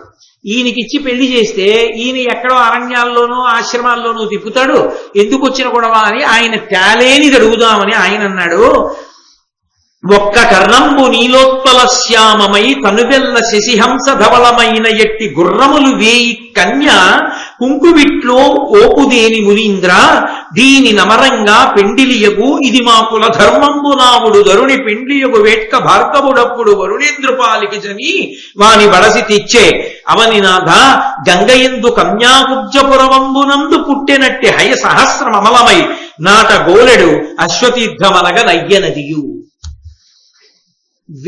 మాకు నీకు సత్యవతిని పెళ్లి చేసుకోవాలని ఉంటే ఓ రుచీకుడా కన్యాశుల్కాన్ని కట్టాలి. ఇది మా వంశాచారం. ఏమిటి కట్టాలో తెలుసా? ఒళ్ళంతా చంద్రబింబం ఎలా ఉంటుందో, హంస ఎలా ఉంటుందో అటువంటి తెల్లటి కాంతితో ఉండి, ఒక్క చెవి మాత్రం నల్ల కలువ ఎలా ఉంటుందో, నల్లగా కాదు నల్ల కలువ ఎలా ఉంటుందో అటువంటి రంగుతో ఒక్క చెవే ఉండాలి. ఒక చెవి నల్ల కలువలాగా, మిగిలిన ఒళ్ళు చంద్రుడిలాగా హంసలాగా ఉన్నటువంటి గుర్రాల్ని 1000 గుర్రాల్ని తీసుకొచ్చి నాకు ఇస్తే మా అమ్మాయినిచ్చి పెళ్లి చేస్తాను. బ్రాహ్మణుడు ఎక్కడి నుంచి తెస్తాడు 1000 గుర్రాలు ఇలాంటివి? ఆయన తిన్నగా వరుణుడి దగ్గరికి వెళ్ళాడు. ఆయనకున్న మంత్రశక్తి చేత వెళ్ళి, వరుణుడా పెళ్లి చేసుకోవాలనుకుంటున్నాను, పెళ్లి చేసుకోవడానికి డబ్బు అడిగితే కూడా తప్పకుండా ఇవ్వాలి. ఎందుకో తెలుసా? అది కూడా స్నాతక వ్రతం అని పేరు. స్నాతక వ్రతం అనేక విధాలుగా ఉంటుంది. అయ్యా నాకు పెళ్లి చేసుకోవడానికి డబ్బులు లేవండి, పెళ్లి చేసుకుందాం అనుకుంటున్నాను, మీరు నాకు కొంచెం ధన సహాయం చేయవలసింది అని మగపిల్లవాడు అడిగాడు అనుకోండి, లేదు అని అనకూడదు గృహస్థు, తప్పకుండా సాయం చేయాలి. అది పరమధర్మాల్లో ఒకటి. కాబట్టి స్నాతకుడు వచ్చి అడిగినట్లు, అలా అడిగితే డబ్బు ఇచ్చారనుకోండి, ఆ పుణ్యం మామూలుగా ఎవరో పెళ్లి చేసుకుంటుంటే పేదవాళ్ళని మీరు పట్టుకెళ్ళి ఇచ్చిన పుణ్యంతో సరిపోదు. వాళ్లే వచ్చి అడిగి డబ్బు మీ దగ్గర పట్టుకెళ్లారనుకోండి, అది విశేష పుణ్యం. మహాత్ములైనటువంటి వారు అలా సహాయం చేస్తారు కూడా. కాబట్టి ఒకానొకప్పుడు వైష్ణవ సంప్రదాయంలో ఉన్నటువంటి ఒక మహానుభావుడు కూడా అలాగే చెయ్యవలసి వచ్చింది కూడా. కాబట్టి వేదాంత దేశికులని దయాశతకం చేశారు. వారు ఒకప్పుడు బంగారు వర్షం కురిపించవలసి వచ్చింది అలా బ్రహ్మచారికి పెళ్లి చేసుకోవడానికి డబ్బు ఇవ్వడానికి. కాబట్టి ఈ రుచీకుడు వరుణుడి దగ్గరికి వెళ్ళాడు. వెళ్ళి, ఏమయ్యా నేను పెళ్లి చేసుకుందాం అనుకుంటున్నాను, మా మామగారు నల్ల కలువ రంగు పోలిన ఒక్క చెవు, చంద్రబింబం హంసలా ఉన్న తెల్లటి ఒళ్ళు ఉన్న 1000 గుర్రాలు కావాలన్నాడు. ఆ గుర్రాలు నాకు ఇప్పిద్దు అన్నాడు. అంటే ఆయన అన్నాడు, గుర్రాలే కదా కావాలి, ఇప్పుడు ఇక్కడ ఇచ్చారనుకో వరుణలోకంలో 1000 గుర్రాలు ఎలా పట్టుకెడతావు? వరుణలోకం ఎక్కడుందో అదంతా నాదేగా, నీళ్లు ఎక్కడున్నా నావే. కన్యాకుబ్జానికి ఒడ్డున గంగా నది ప్రవహిస్తోంది.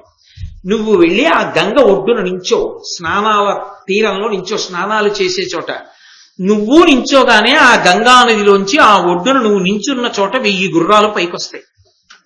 వాటిని తోలుకెళ్ళి రాజుకిచ్చి, రాజు పిల్లనిస్తాడు. సరిపోతుందా? ఇప్పుడు వరుణలోకంలో ఇస్తే పశ్చిమ దిక్కు నుంచి ఎక్కడికి తీసుకెళ్తావు వీటిని అన్నాడు. అంటే ట్రాన్స్పోర్ట్ కూడా తానే అరేంజ్ చేశాడు అని అనవలసి. అంటే చాలా సంతోషించి రుచీకుడు తిరిగి వచ్చి గంగ ఒడ్డున నించున్నాడు. కన్యాకుబ్జమనే నగరం ఉన్నటువంటి చోట ప్రవహిస్తున్నటువంటి గంగా స్నాన ఘాట్ అనుకోండి, అక్కడ నించున్నాడు.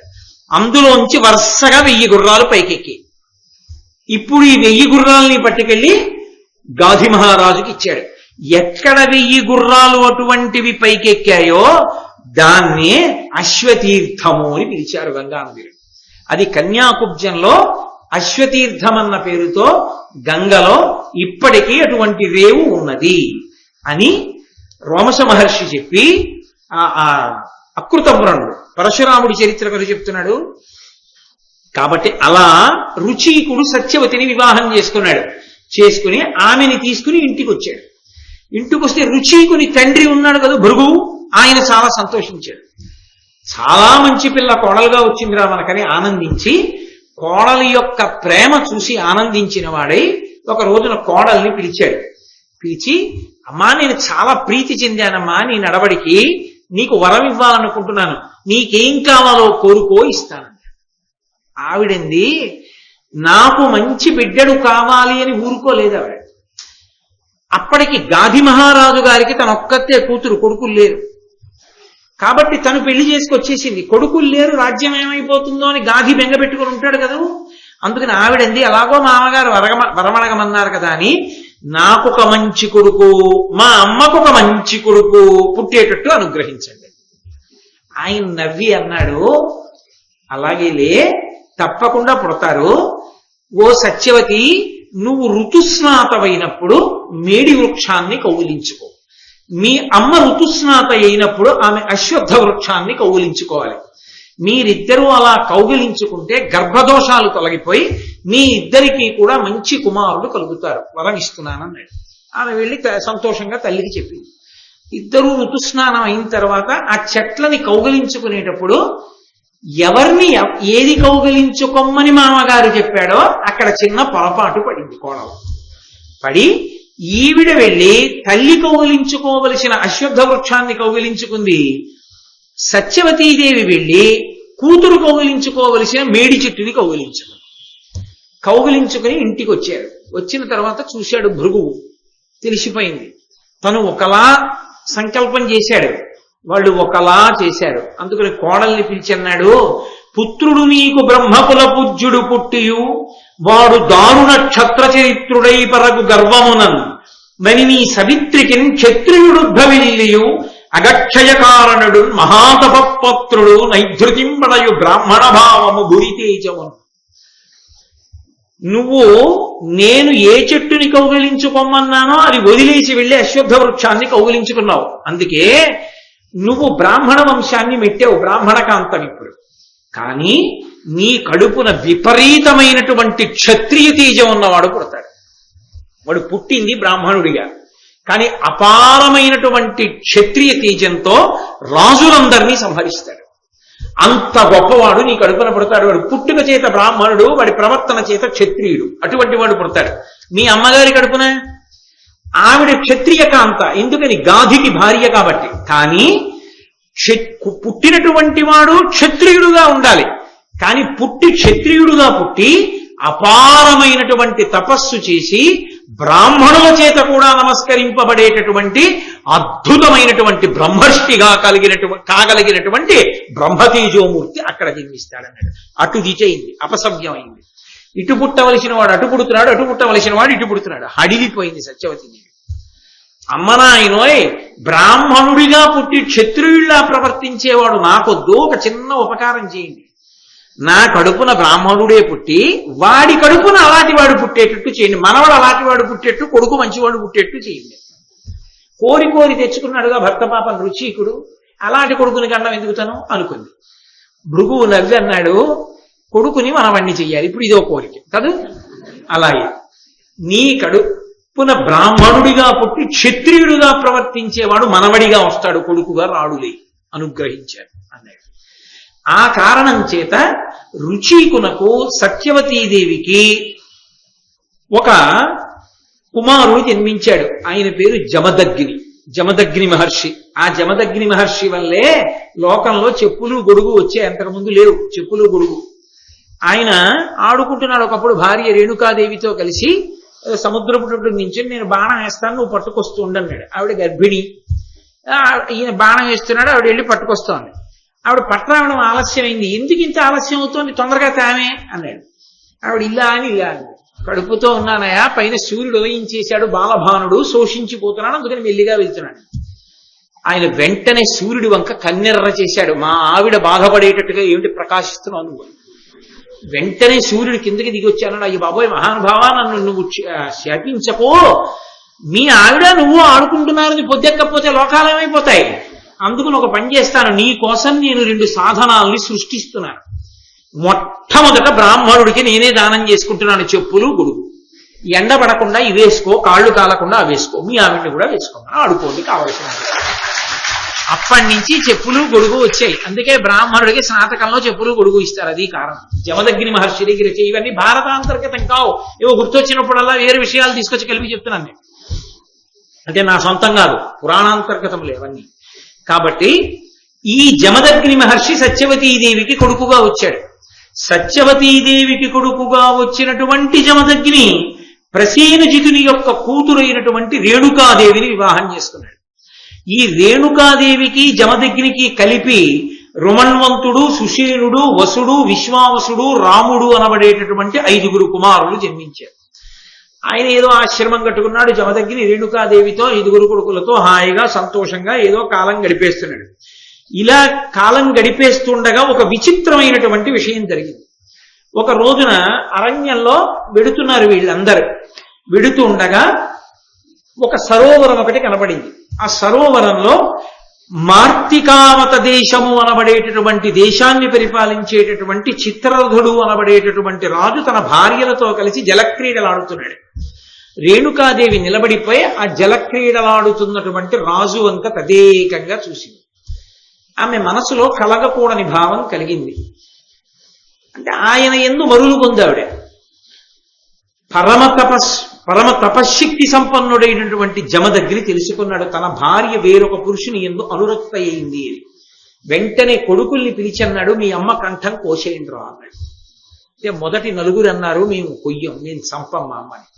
అమ్మని చంపడం ఏంటి, మహాపాతకం, మేము చెయ్యం అలాంటి పనులు అన్నాడు. 5వ వాడు రాముణ్ణి పిలిచాడు. పిలిచి, ఒరే ఇదిగో గండ్రగొడ్డలు తీసుకో, అప్పుడే పరశురాముడు, పరశువు అంటే గండ్రగొడ్డలు, ఆ పరశువు తీసుకుని మీ అమ్మ కంఠం ఛేదించరా, తండ్రి శాసనమే అన్నాడు. వెంటనే పరశురాముడు తీసుకుని తల్లి కంఠాన్ని ఛేదించాడు. తల్లి మరణించింది. మరణించగానే మొట్టమొదట 4 నా మాట వినలేదు, అందుకని పక్షుల వలె పశువుల వలె జ్ఞానశూన్యులై అరణ్యంలో తిరగండి. నా మాట విన్నాడు 5వ వాడు రాముడు. అందుకని గురై నువ్వు అడిగిన వరాలు ఇస్తాను, ఏం కావాలో కోరుకోవాలి. అంటే ఆయన అన్నాడు, నాన్నగారండి మీరు చెప్పిన పని చేశాను, మీరు ప్రీతి పొందారు, నా మొట్టమొదటి వరం ఏమిటంటే అమ్మని బతికించండి. బతికించాను రా. 2 నాన్నగారండి అమ్మని చంపిన పాపం పోయేటట్టు చేశాను రా అన్నాడు. నాన్నగారండి నా అన్నలు 4 కూడా పశువులు పక్షుల్లా జ్ఞానశూన్యులై తిరగకుండా జ్ఞానంతో ఉండేటట్టే మళ్ళీ అనుగ్రహించండి అని ఇచ్చేశాను రా అన్నాడు. యుద్ధంలో నాకు అపారమైన బలం ఉండేటట్టుగా అనుగ్రహించండి అన్నాడు. ఇదెందుకు బ్రాహ్మణుడికి అంటే, ఎక్కడిది భృగువు ఇచ్చినటువంటి వరం వల్ల వచ్చిన లక్షణం. పరశువు చేత్తో పట్టుకున్నాడు కదా, కోరిక పుట్టింది. యుద్ధంలో నన్ను ఎదిరించగలిగినటువంటి వాడు ఉండకూడదు, అంతటి మహాబలశాలిని కావాలి, నేను చిరంజీవిని కావాలి, ఎప్పటికీ నా శరీరము పతనం కాకూడదు, నాకు అటువంటి వరం ఇవ్వండి నాన్నగారు అన్నాడు. అన్ని వరాలు నీకు ఇచ్చాను రా అన్నాడు. భార్యను ఎందుకు చంపమన్నాడు మరి అంత అమానుషంగా? దాని ధర్మ సూక్ష్మం ఏమంటే, పతిత అయినటువంటి ఆవిడ పునర్జన్మని పొందుతుంది, తన భార్యని తాను బతికించుకోగలడు మళ్ళీ.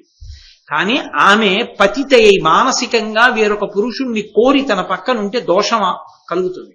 ఆ దోషం పోగొట్టాలంటే ఆవిడ శరీరం పడి మళ్ళీ పుట్టాలి. ఒకసారి పడిపోతే మళ్ళీ బతికించగలడు. తానే చంపడం ఎందుకని పరీక్ష పెట్టాడు. తండ్రి మనసు అర్థం చేసుకోలేని కొడుకుల్ని శపించి మళ్ళీ అనుగ్రహించాడు. జమదగ్ని అంతటి తేజోవంతుడు కాబట్టి ఇప్పుడు వాళ్ళందరినీ అనుగ్రహించాడు. అనుగ్రహించిన తరువాత ఒకానొకప్పుడు పరశురాముడు అరణ్యంలోకి వెళ్ళి ఏవో దర్భలు పళ్ళు కాయలు తీసుకురావడానికి వెళ్ళాడు. వెళ్ళినప్పుడు హైహయ వంశానికి చెందినటువంటి కార్తవీర్యార్జునుడు అంటారు, 1000 చేతులతో ఉంటాడు ఆయన. రావణాసురుడంతటి వాణ్ణి ఓడించి తీసుకెళ్లి కారాగారంలో పెట్టాడు. ఆ నదికి పై భాగంలో రావణాసురుడు శివలింగాన్ని పూజ చేస్తున్నాడు. నదికి కింద భాగంలో 1000 చేతులతో తన భార్యలతో క్రీడిస్తున్నాడు కార్తవీర్యార్జునుడు. ఆయన భార్యలు అన్నారు, ఎందుకో ప్రవాహాన్ని ఆపగలవా అన్నారు. ఎందుకు ఆపలేనని 1000 చేతులు ఆనకట్టలా అడ్డుపెట్టాడు. వస్తున్న ప్రవాహం ఆగిపోయి అలా పెరిగి పెరిగి పెరిగి పెరిగి రావణాసురుడు పూజ చేస్తున్న శివలింగాన్ని కొట్టేసింది, సైకతలింగాన్ని. కోపం వచ్చి యుద్ధానికి వచ్చాడు. ఎవడురా 10 తలల పురుగా అని ఇలా వేలుతో 2 వేళ్లతో పట్టుకెళ్లి కారాగారంలో పారేశాడు. చతుర్ముఖ బ్రహ్మగారు పులశ్చ బ్రహ్మగారు వెళ్లి ప్రార్థన చేస్తే విడిచిపెట్టాడు. అంతటి మహాబలవంతుడు కార్తవీర్యార్జునుడు అంటే. రావణుణ్ణి పురుగులో పట్టుకుపోయినవాడు. అంతటి వాడు దత్తాత్రేయ స్వామి వారికి శిష్యుడు. అటువంటి కార్తవీర్యార్జునుడు ఒకానొకనాడు వేటకొచ్చాడు ఆ ప్రాంతానికి. దాహం వేసింది. జమదగ్ని మహర్షి ఆశ్రమంలోకి వచ్చాడు. జమదగ్ని మహర్షి కూర్చోపెట్టి అతిథి పూజ చేసి మంచినీళ్ళిచ్చి ఎంతో మర్యాదగా మాట్లాడాడు. కండకావరం ఎప్పుడో అప్పుడు శరీరం పడిపోవడానికి ఏదో వెర్రి బుద్ధి పుడుతుంది. కాబట్టి ఆయన వెళ్ళిపోతూ ఆ చెట్లన్నీ పీకించాడు. బ్రాహ్మణులందరినీ అవమానించాడు. అమానుషంగా మాట్లాడాడు. అక్కడ ఉన్న హోమ ధేనుగుని దాని యొక్క పిల్లని ఎత్తుకుపోయాడు. ఎత్తుకుపోతే జమదగ్ని కూర్చున్నాడు.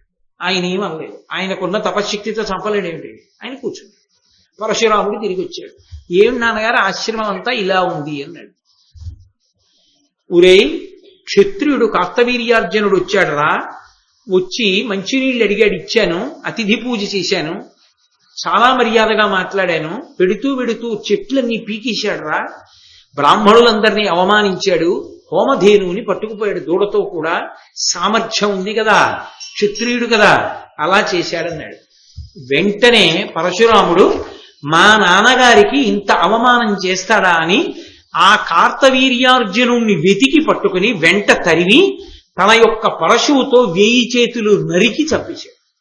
ఆ కార్తవీర్యార్జునుడు పరశురాముడి చేతిలో నిహతుడయ్యాడు. నిహతుడైన తర్వాత వెనక్కి తిరిగి వచ్చాడు. వచ్చి నాన్నగారు మిమ్మల్ని అవమానించినటువంటి కార్తవీర్యార్జునుడి 1000 చేతులు నరికి చంపేశారు నాన్నగారు. అంతటి మహాబలశాలి. బ్రాహ్మణుడిగా పుట్టి క్షత్రియుడిలా బతుకుతుంటాడు ఆయన. క్షత్రియుడిగా పుట్టి విశ్వామిత్రుడు బ్రహ్మర్షి అయ్యాడు. అక్కడ ఇటు పుట్టవలసిన వాడు అటు పుట్టాడు, అటు పుట్టవలసిన వాడు ఇటు పుట్టాడు. కాబట్టి ఏమైతేనే గాధికి అల్లుడు ఈయన అయ్యాడు, అల్లుడి వైపు నుంచి ఈయన వచ్చాడు, కొడుకుగా ఆయన వచ్చాడు, గాధి తరించాడు. దానివల్ల ఒకానొకప్పుడు ఈ కార్తవీర్యార్జునుడు చనిపోయాడు. జమదగ్ని కూర్చుని ఉన్నారు. మళ్ళీ ఏదో కొంతకాలం అయిపోయింది. అయిపోయిన తర్వాత హైహయులని ఆ కార్తవీర్యార్జునుడి వంశం వాళ్ళు, ఇదిగోరా ఈ జమదగ్ని కుమారుడేడా మన తండ్రిని కార్తవీర్యార్జునుడిని చంపేశాడని పరశురాముడు ఆశ్రమంలో లేని సమయం చూసి ఆశ్రమానికి వచ్చి వాళ్ళ తండ్రిని ఏ తప్పు చెయ్యనటువంటి వాడిని నిష్కారణంగా నరికి చంపేశాడు. మునులం తిట్టుచు పుష్పవృక్షతతులం ఉన్మూలించుచున్ క్రూరులై అనవజ్జున్ జమదగ్ని పట్టి బలిమిన్ హారామయంచును ఆక్రోశము చెయ్యుచుండగ మునుల్ శోకింప ధర్మాత్ము ఆ మునిముఖ్యున్ వధించి రాగ్రహ మహామోహాంధులై హైహయుల్. మహాతేజశాలి అయినటువంటి వాడు, గొప్ప తపశ్శక్తి ఉన్నటువంటి మహర్షిని తన కొడుకైనటువంటి పరశురాముణ్ణి పిలుస్తూ హారామా అని అరుస్తున్నా కూడా ఆ పక్కన ఉన్నటువంటి బ్రాహ్మణులందరినీ కూడా శిక్షించి చెట్లు పీకేసి ఆ జమదగ్ని మహర్షి యొక్క కంఠాన్ని దునుమాడి ఆయన్ని సంహరించి హైహైలు వెళ్ళిపోయారు. వెళ్ళిపోయిన తర్వాత ఈ కేకలు విన్నాడు. విని అరణ్యంలో ఉన్నటువంటి పరశురాముడు పరుగుని తిరిగి వచ్చాడు. తండ్రి శరీరం మీద పడి ఏడుస్తోంది. అమ్మా ఏమైందమ్మా అని అడిగాడు. నాయనా నిన్నే పిలుస్తున్నాడు రా నీ తండ్రి, హా రామా అని అరుస్తున్నాడు. అయినా కూడా వినకుండా ఏ దోషం చెయ్యనటువంటి మీ తండ్రిని ఆ క్షత్రియాధములు ఇలా సంహరించి వెళ్ళిపోయారు రా. వెంటనే ప్రతిజ్ఞ చేశాడు. అమ్మా నేను ఉపేక్షించనమ్మా, నిష్కారణంగా నిష్కారణంగా ఎవరి జోలికి వెళ్లకుండా తన తపస్సు తాను చేసుకుంటూ పరమసాత్విక జీవనం గడుపుతున్నటువంటి నా తండ్రి అయిన జమదగ్ని క్షత్రియులు వచ్చి సంహరించారు కనుక ఈ భూమి మీద క్షత్రియులన్నవారు లేకుండా నాకెవరు ఎదురు తిరుగుతారో వాళ్ళందరినీ సంహరిస్తాను అని 21 పర్యాయములు భూమండలమంతా పర్యటించి అడ్డొచ్చి తనతో యుద్ధం చేసిన క్షత్రియులందరినీ సంహరించి దానితో 5 పెద్ద మడుగులు ఏర్పరిచాడు ఆ నెత్తురుతో. ఆ నెత్తుటితో పితృదేవతలకి తర్పణలిచ్చాడు. తదనంతరము పితృదేవతలు ప్రత్యక్షమై ఏం కావాలని అడిగితే, మీరు ప్రీతి పొందారు, నేను చేసిన పాపం పోవాలి, ఇదిగో ఈ హ్రదములన్నీ కూడా ఈ 5 మడుగులు పరిపూర్ణమైన పవిత్ర జలములతో నిండిపోవాలి, ఎవరు వచ్చి స్నానం చేస్తే వాళ్ళు అనుగ్రహం పొందాలన్నాడు. అదే శమంతక పంచకాలు అయ్యాయి. కాబట్టి ఆ పరశురాముడు అలా చేసి చిట్ట చివర ఈ పెద్ద యజ్ఞం చేసి ఆ యజ్ఞంలో ఈ భూమిని అంతటినీ కూడా దానం చేసేశాడు కశ్యప ప్రజాపతి. అందుకని కాశ్యపి అని పేరు పొందింది భూమి. అప్పుడు తనకి భూమి లేకపోతే ఈ మహేంద్రగిరి పర్వతం మీద నిలబడ్డాడు. నిలబడి సముద్రుణ్ణి అడిగాడు. ఇదిగో ప్రతి చతుర్దశి తిథి నాడు వస్తాడు పరశువు పట్టుకుని. మహా తేజస్సాలయ్య, ఆయన చిరంజీవి అని చెప్పాడు ఆ అకృతవ్రణుడు. అప్పుడు ధర్మరాజు గారు చతుర్దశి తిథి వరకు కూర్చుని చతుర్దశి తిథి నాడు వచ్చినటువంటి పరశురాముని యొక్క దర్శనం చేసుకుని ఆయన్ని పూజించి ఆయన యొక్క అనుగ్రహాన్ని ఆశీర్వచనాన్ని పొందారు. పరశురాముడంతటి మహాపురుషుని యొక్క అనుగ్రహాన్ని పొందాడు కాబట్టి ధర్మరాజు గారు మరింత శక్తిని పొందారు. నన్నయ్య గారు కదూ భారతాన్ని ఆంధ్రీకరిస్తున్నది. దక్షిణ దిశగా వస్తున్నాడు ధర్మరాజు గారు. రాజమహేంద్రవరం దగ్గరికి వచ్చి గోదావరి నది స్నానం చేశాడు. తాను ఉన్నది ఆ గోదావరి ఒడ్డుని, అక్కడే మహాభారతాన్ని ఆంధ్రీకరించాడు. అందుకే ఆ సంతోషంతో పడ్డ పద్యం నన్నయ్య గారికి. గోదేవ క్షితిదేవ భక్తిపరుడై గోదావరి స్నాతుడై గోదానంబులు హేమదానములు పెక్కుల్ రత్నదానంబులన్ భూదేవోత్తమ పూజ చేయుచు జగత్పూజ్యుండు ధర్మాత్మజుండు ఆదిత్యాభూడనేక భూడు అనేక తీర్థ శత సేవాసక్త పుణ్యాత్ముడై.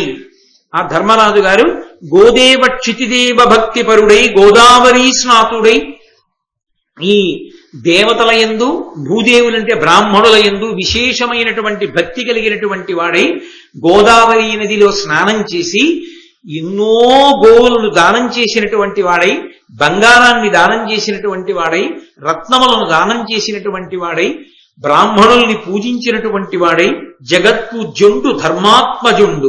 ఆ జగత్పూజ్యుడైనటువంటి ధర్మరాజు గారు ఆ గోదావరి నది స్నానం చేయడం వల్ల కలిగినటువంటి విశేషమైనటువంటి పుణ్యం చేత సంతోషాన్ని పొందినవాడై ఉన్నాడు అని ఆ గోదావరి నది స్నాన వైభవాన్ని ఆవిష్కరించారు.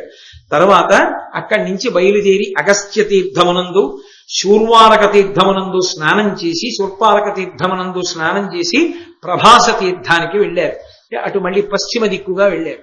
వెడితే ఆ ప్రభాస తీర్థానికి స్నానానికి వెడితే అక్కడికి ఎదురొచ్చి కృష్ణుడు, బలరాముడు, సాత్యకి మొదలైన వాళ్ళు స్వాగతం చెప్పి తీర్థయాత్ర చేయడం వల్ల బడలిపోయి బక్క చిక్కినటువంటి శరీరాలతో ఉన్నటువంటి పాండవులలోని నలుగురిని అర్జునుడు ఇంద్రలోకంలో కదా ఉన్నాడు.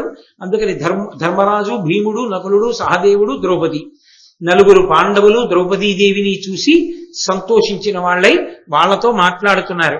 మాట్లాడుతుంటే బలరాముడు అన్నాడు, ఇంతటి ధర్మానికి కట్టుబడిన వాళ్లే వీళ్ళని మాయాజూదంలో ఓడించి అరణ్యవాసానికి పంపించి వీళ్ళు ఇలా కష్టాలు పడేటట్టుగా చేసినటువంటి మహాపాపాత్ముడైనటువంటి ఆ దుర్యోధనుడిని ఎందుకు ఉపేక్షించాలి? నా నాగలిని పట్టుకుని, ఆయన ఆయుధం నాగలి, నా నాగలిని పట్టుకుని కృష్ణుడు శారంగమనేటటువంటి ఆ ధనస్సు పట్టుకుని మనం ఇప్పుడే వెళ్ళి ధార్తరాష్ట్రుల్ని సంహారం చేసి ఈ ధర్మరాజుని తీసుకెళ్లి భూమండలానికి అంతటికీ పట్టాభిషేకం చేద్దామన్నాడు. మధ్య మధ్యలో మళ్ళీ కథని జ్ఞాపకం చేస్తూ ఉంటాడు. అంటే అప్పుడు సాత్యకి అన్నాడు, ఘనమై నీ పృథులాంగల ముఖాఘాతంబుతోడం జనార్దన శాంగచ్యుత సాయకావలియు కందర్పేషు జాలంబు ఈ అనిరుద్ధోగ్రశిలీముఖావళియు మదీయాస్త్రాఘమున్ ధార్తరాష్ట్ర నికాయోత్తమ కాయ ఖండన పటిష్టంబయ్యడున్ బోరిలో. ఇందుకయా ఇంతసేపు అందరం ఎదురు చూడడం? ఘనమై చాలా గొప్పదైనటువంటి నీ పృథులాంగలాంగల ముఖాఘాతంబుతోడన్, నీ బలవత్తరమైనటువంటి చేతితో పట్టుకున్నటువంటి ఆ బాహులాంగల ముఖాఘాతంబుతోడన్, ఆ నాగలి అనబడేటటువంటి ఆయుధం యొక్క మొనతో నువ్వు ధార్తరాష్ట్రుల్ని కొడితే వాళ్ళు పడిపోరా? జనార్దన శారంగ అచ్యుత సాయ కావలియున్, ఆ జనార్దనుడైనటువంటి కృష్ణ పరమాత్మ చేతిలో శారంగమనేటటువంటి ధనస్సుని పట్టుకుని విడిచిపెట్టినటువంటి బాణ పరంపరల చేత వాళ్ళందరూ నశించిపోరా? కందర్పేషు జాలంబు, కందర్పుడు అంటే మన్మధుడు ప్రద్యుమ్నుడిగా పుట్టాడు కాబట్టి ఆ ప్రద్యుమ్నుడు విడిచిపెట్టేటటువంటి బాణ పరంపరల చేత ఈ అనిరుద్ధోగ్రశి శిలీముఖాలియు, ఈ అనిరుద్ధుడు విడిచిపెట్టేటటువంటి అపారమైనటువంటి బాణ పరంపరల చేత, అదీ కాక మదీయాస్త్రౌఘమున్, నా చేతిలో ఉన్నటువంటి అస్త్రముల చేత ఆ ధార్తరాష్ట్రుల యొక్క శిరస్సులన్నిటినీ మనం దునుమాడి అంతకా ఒకవేళ అర్జునుడు ఇంద్రలోకంలోంచి తిరిగి వచ్చేంత వరకు ఎదురు చూద్దామనుకున్నా, లేకపోతే 13 సంవత్సరాలు పూర్తయిపోయేంత వరకు ఆయన ఇచ్చిన మాట నిలబెట్టాలనుకున్నా, 13 సంవత్సరములు రాజప్రతినిధిగా అర్జునుడు రాజ్యం చేస్తాడు. పూర్తయిపోగానే ధర్మరాజుకు పట్టాభిషేకం చేసేద్దాం, అప్పటి వరకు అసలు దుర్యోధనుడు ఎందుకు బ్రతికుండాలి, ఇప్పుడే బయలుదేరి మనం ఆ ధార్తరాష్ట్రుల్ని సంహరిద్దాం అన్నాడు. ఆ కృష్ణుడు, సాత్యకి, బలరాముడు, ప్రద్యుమ్నుడు మొదలైనటువంటి వాళ్ళ యొక్క ఉద్ధతిని చూసిన వాడై ధర్మరాజు గారు అన్నాడు, మీదయమాకు గల్గగన మిత్రులనొచ్చుట ఏమి పెద్ద, ధర్మోదయ నిత్య బుద్ధులను ఉత్తమ కీర్తులనొప్పు ద్రోణ భీష్మాదుల సన్నిధానమున నిమ్మి బల్కిన పల్కు తప్పగా కాదని ధర్మనందనుడు గ్రమ్మరిచన్ యదువీర కోపములు. అయ్యా, మీ దయ మాకు గల్గగన మిత్రులనొచ్చుట ఏమి పెద్ద, మీ దయ మా ఎందున్నప్పుడు, మీరు మా ఎందు ఇంత ప్రేమాస్పదులయ్యున్నప్పుడు ఆ శత్రువుల పట్ల మేము కొంతకాలం ఓర్పుతో ఉండడం మాకేమైనా పెద్ద విశేషమా? ధర్మోదయ నిత్య బుద్ధులను ఉత్తమ కీర్తులనొప్పు ద్రోణ భీష్మాదుల సన్నిధానమున నెమ్మెయి పల్కిన పల్కు తప్పగా కాదని, మహాత్ములైనటువంటి ధర్మమునందు నిరంతరము ఉండేటటువంటి భీష్మ ద్రోణాది పెద్దల ముందు నేను ప్రతిజ్ఞ చేశాను, ఈ జూదంలో ఓడిపోతే 12 ఏళ్ల అరణ్యవాసం, 1 సంవత్సరం అజ్ఞాతవాసం చేస్తానని. గురువుగారు ద్రోణాచార్యుల వారు ఉన్నారు, పితామహుడైనటువంటి భీష్మాచార్యుల వారు ఉన్నారు, కృపాచార్యుల వారు ఉన్నారు, పెద్దలు ఉన్నారు. వాళ్ళ ముందు నేను చేసిన ప్రతిజ్ఞ వమ్మైపోయి మనమే తొందరపడిపోయి వెళ్ళిపోయి ధార్తరాష్ట్రుల్ని చంపేసి రాజప్రతినిధిగానో రాజుగానో మనమే ఆ రాజ్యం చేసేస్తే వీడు మాట తప్పిన వాడు రా అని రేపు పొద్దున్న తాతగారు గురువుగారు అంటే నాకు చిన్నతనం కాదా? నీ వంటి పెద్దల యొక్క అనుగ్రహం నా ఎందుండగా ఎప్పుడైనా నాకు రాజ్యాన్ని సంపాదించుకోవడం పెద్ద కష్టమా? కాబట్టి 13 సంవత్సరములు ఓపిక పడితే మర్యాద పొందిన వాడిని అవుతాను కదా, పెద్దల దగ్గర మాట తప్పని వాడిని అవుతాను కదా అని ధర్మనందనుడు గ్రమ్మరిచన్ యదువీర కోపముల్. ధర్మనందనుడైనటువంటి ధర్మరాజు గారు పలికినటువంటి మాటలలో ఉన్న విశిష్టమైనటువంటి తాత్పర్యాన్ని గుర్తించినటువంటి వాళ్ళై ఆయన మాట్లాడిన మాటలలో ఒక అర్థం పరమార్థం ఉన్నాయని వెంటనే కృష్ణుడు, బలరాముడు మొదలైనటువంటి వాళ్ళందరూ శాంతించి నువ్వు కోరుకున్నట్టే 13 సంవత్సరముల తరువాత రాజ్యాన్ని చేద్దువుగానివని ఆ ధర్మరాజుని మిగిలినటువంటి వాళ్ళని ఓదార్చి అక్కడి నుంచి బయలుదేరి వాళ్ళకి స్వాంతన కలిగిన తరువాత వీళ్ళు బయలుదేరి మళ్ళీ వీళ్ళ రాజ్యానికి వీళ్ళు వెళ్ళిపోయారంటే ద్వారకా నగరానికి వెళ్ళిపోయారు. పాండవులు తీర్థయాత్రని కొనసాగిస్తున్నారు. ఇటువంటి తీర్థయాత్రలో రేపు కొన్ని పరమోత్కృష్టమైనటువంటి అద్భుతమైనటువంటి ఘట్టములు నడుస్తాయి. ఆ ఘట్టములతో కూడుకున్న విశేషాన్ని రేపు సాయంకాలం 6:30 కృష్ణ భగవానుడు పలికించినంత మేర పలుకుతాను. మళ్ళీ రేపు సాయంకాలం కలుసుకుందాం. మంగళాశాసన పరై మదాచార్య పురోగమై సర్వైశ్చ పూర్వైరాచార్యై సత్కృతాయాస్తు మంగళం. మంగళం కోసలేంద్రాయ మహనీయ గుణాత్మనే చక్రవర్తి తనూజాయ సర్వభౌమాయ మంగళం. ఉమా కాంతాయ కాంతాయ కామితార్థ ప్రదాయినే శ్రీగిరీశాయ దేవాయ బలినాథాయ మంగళం. సర్వం శ్రీ ఉమామహేశ్వర పరబ్రహ్మార్పణమస్తు. స్వస్తి.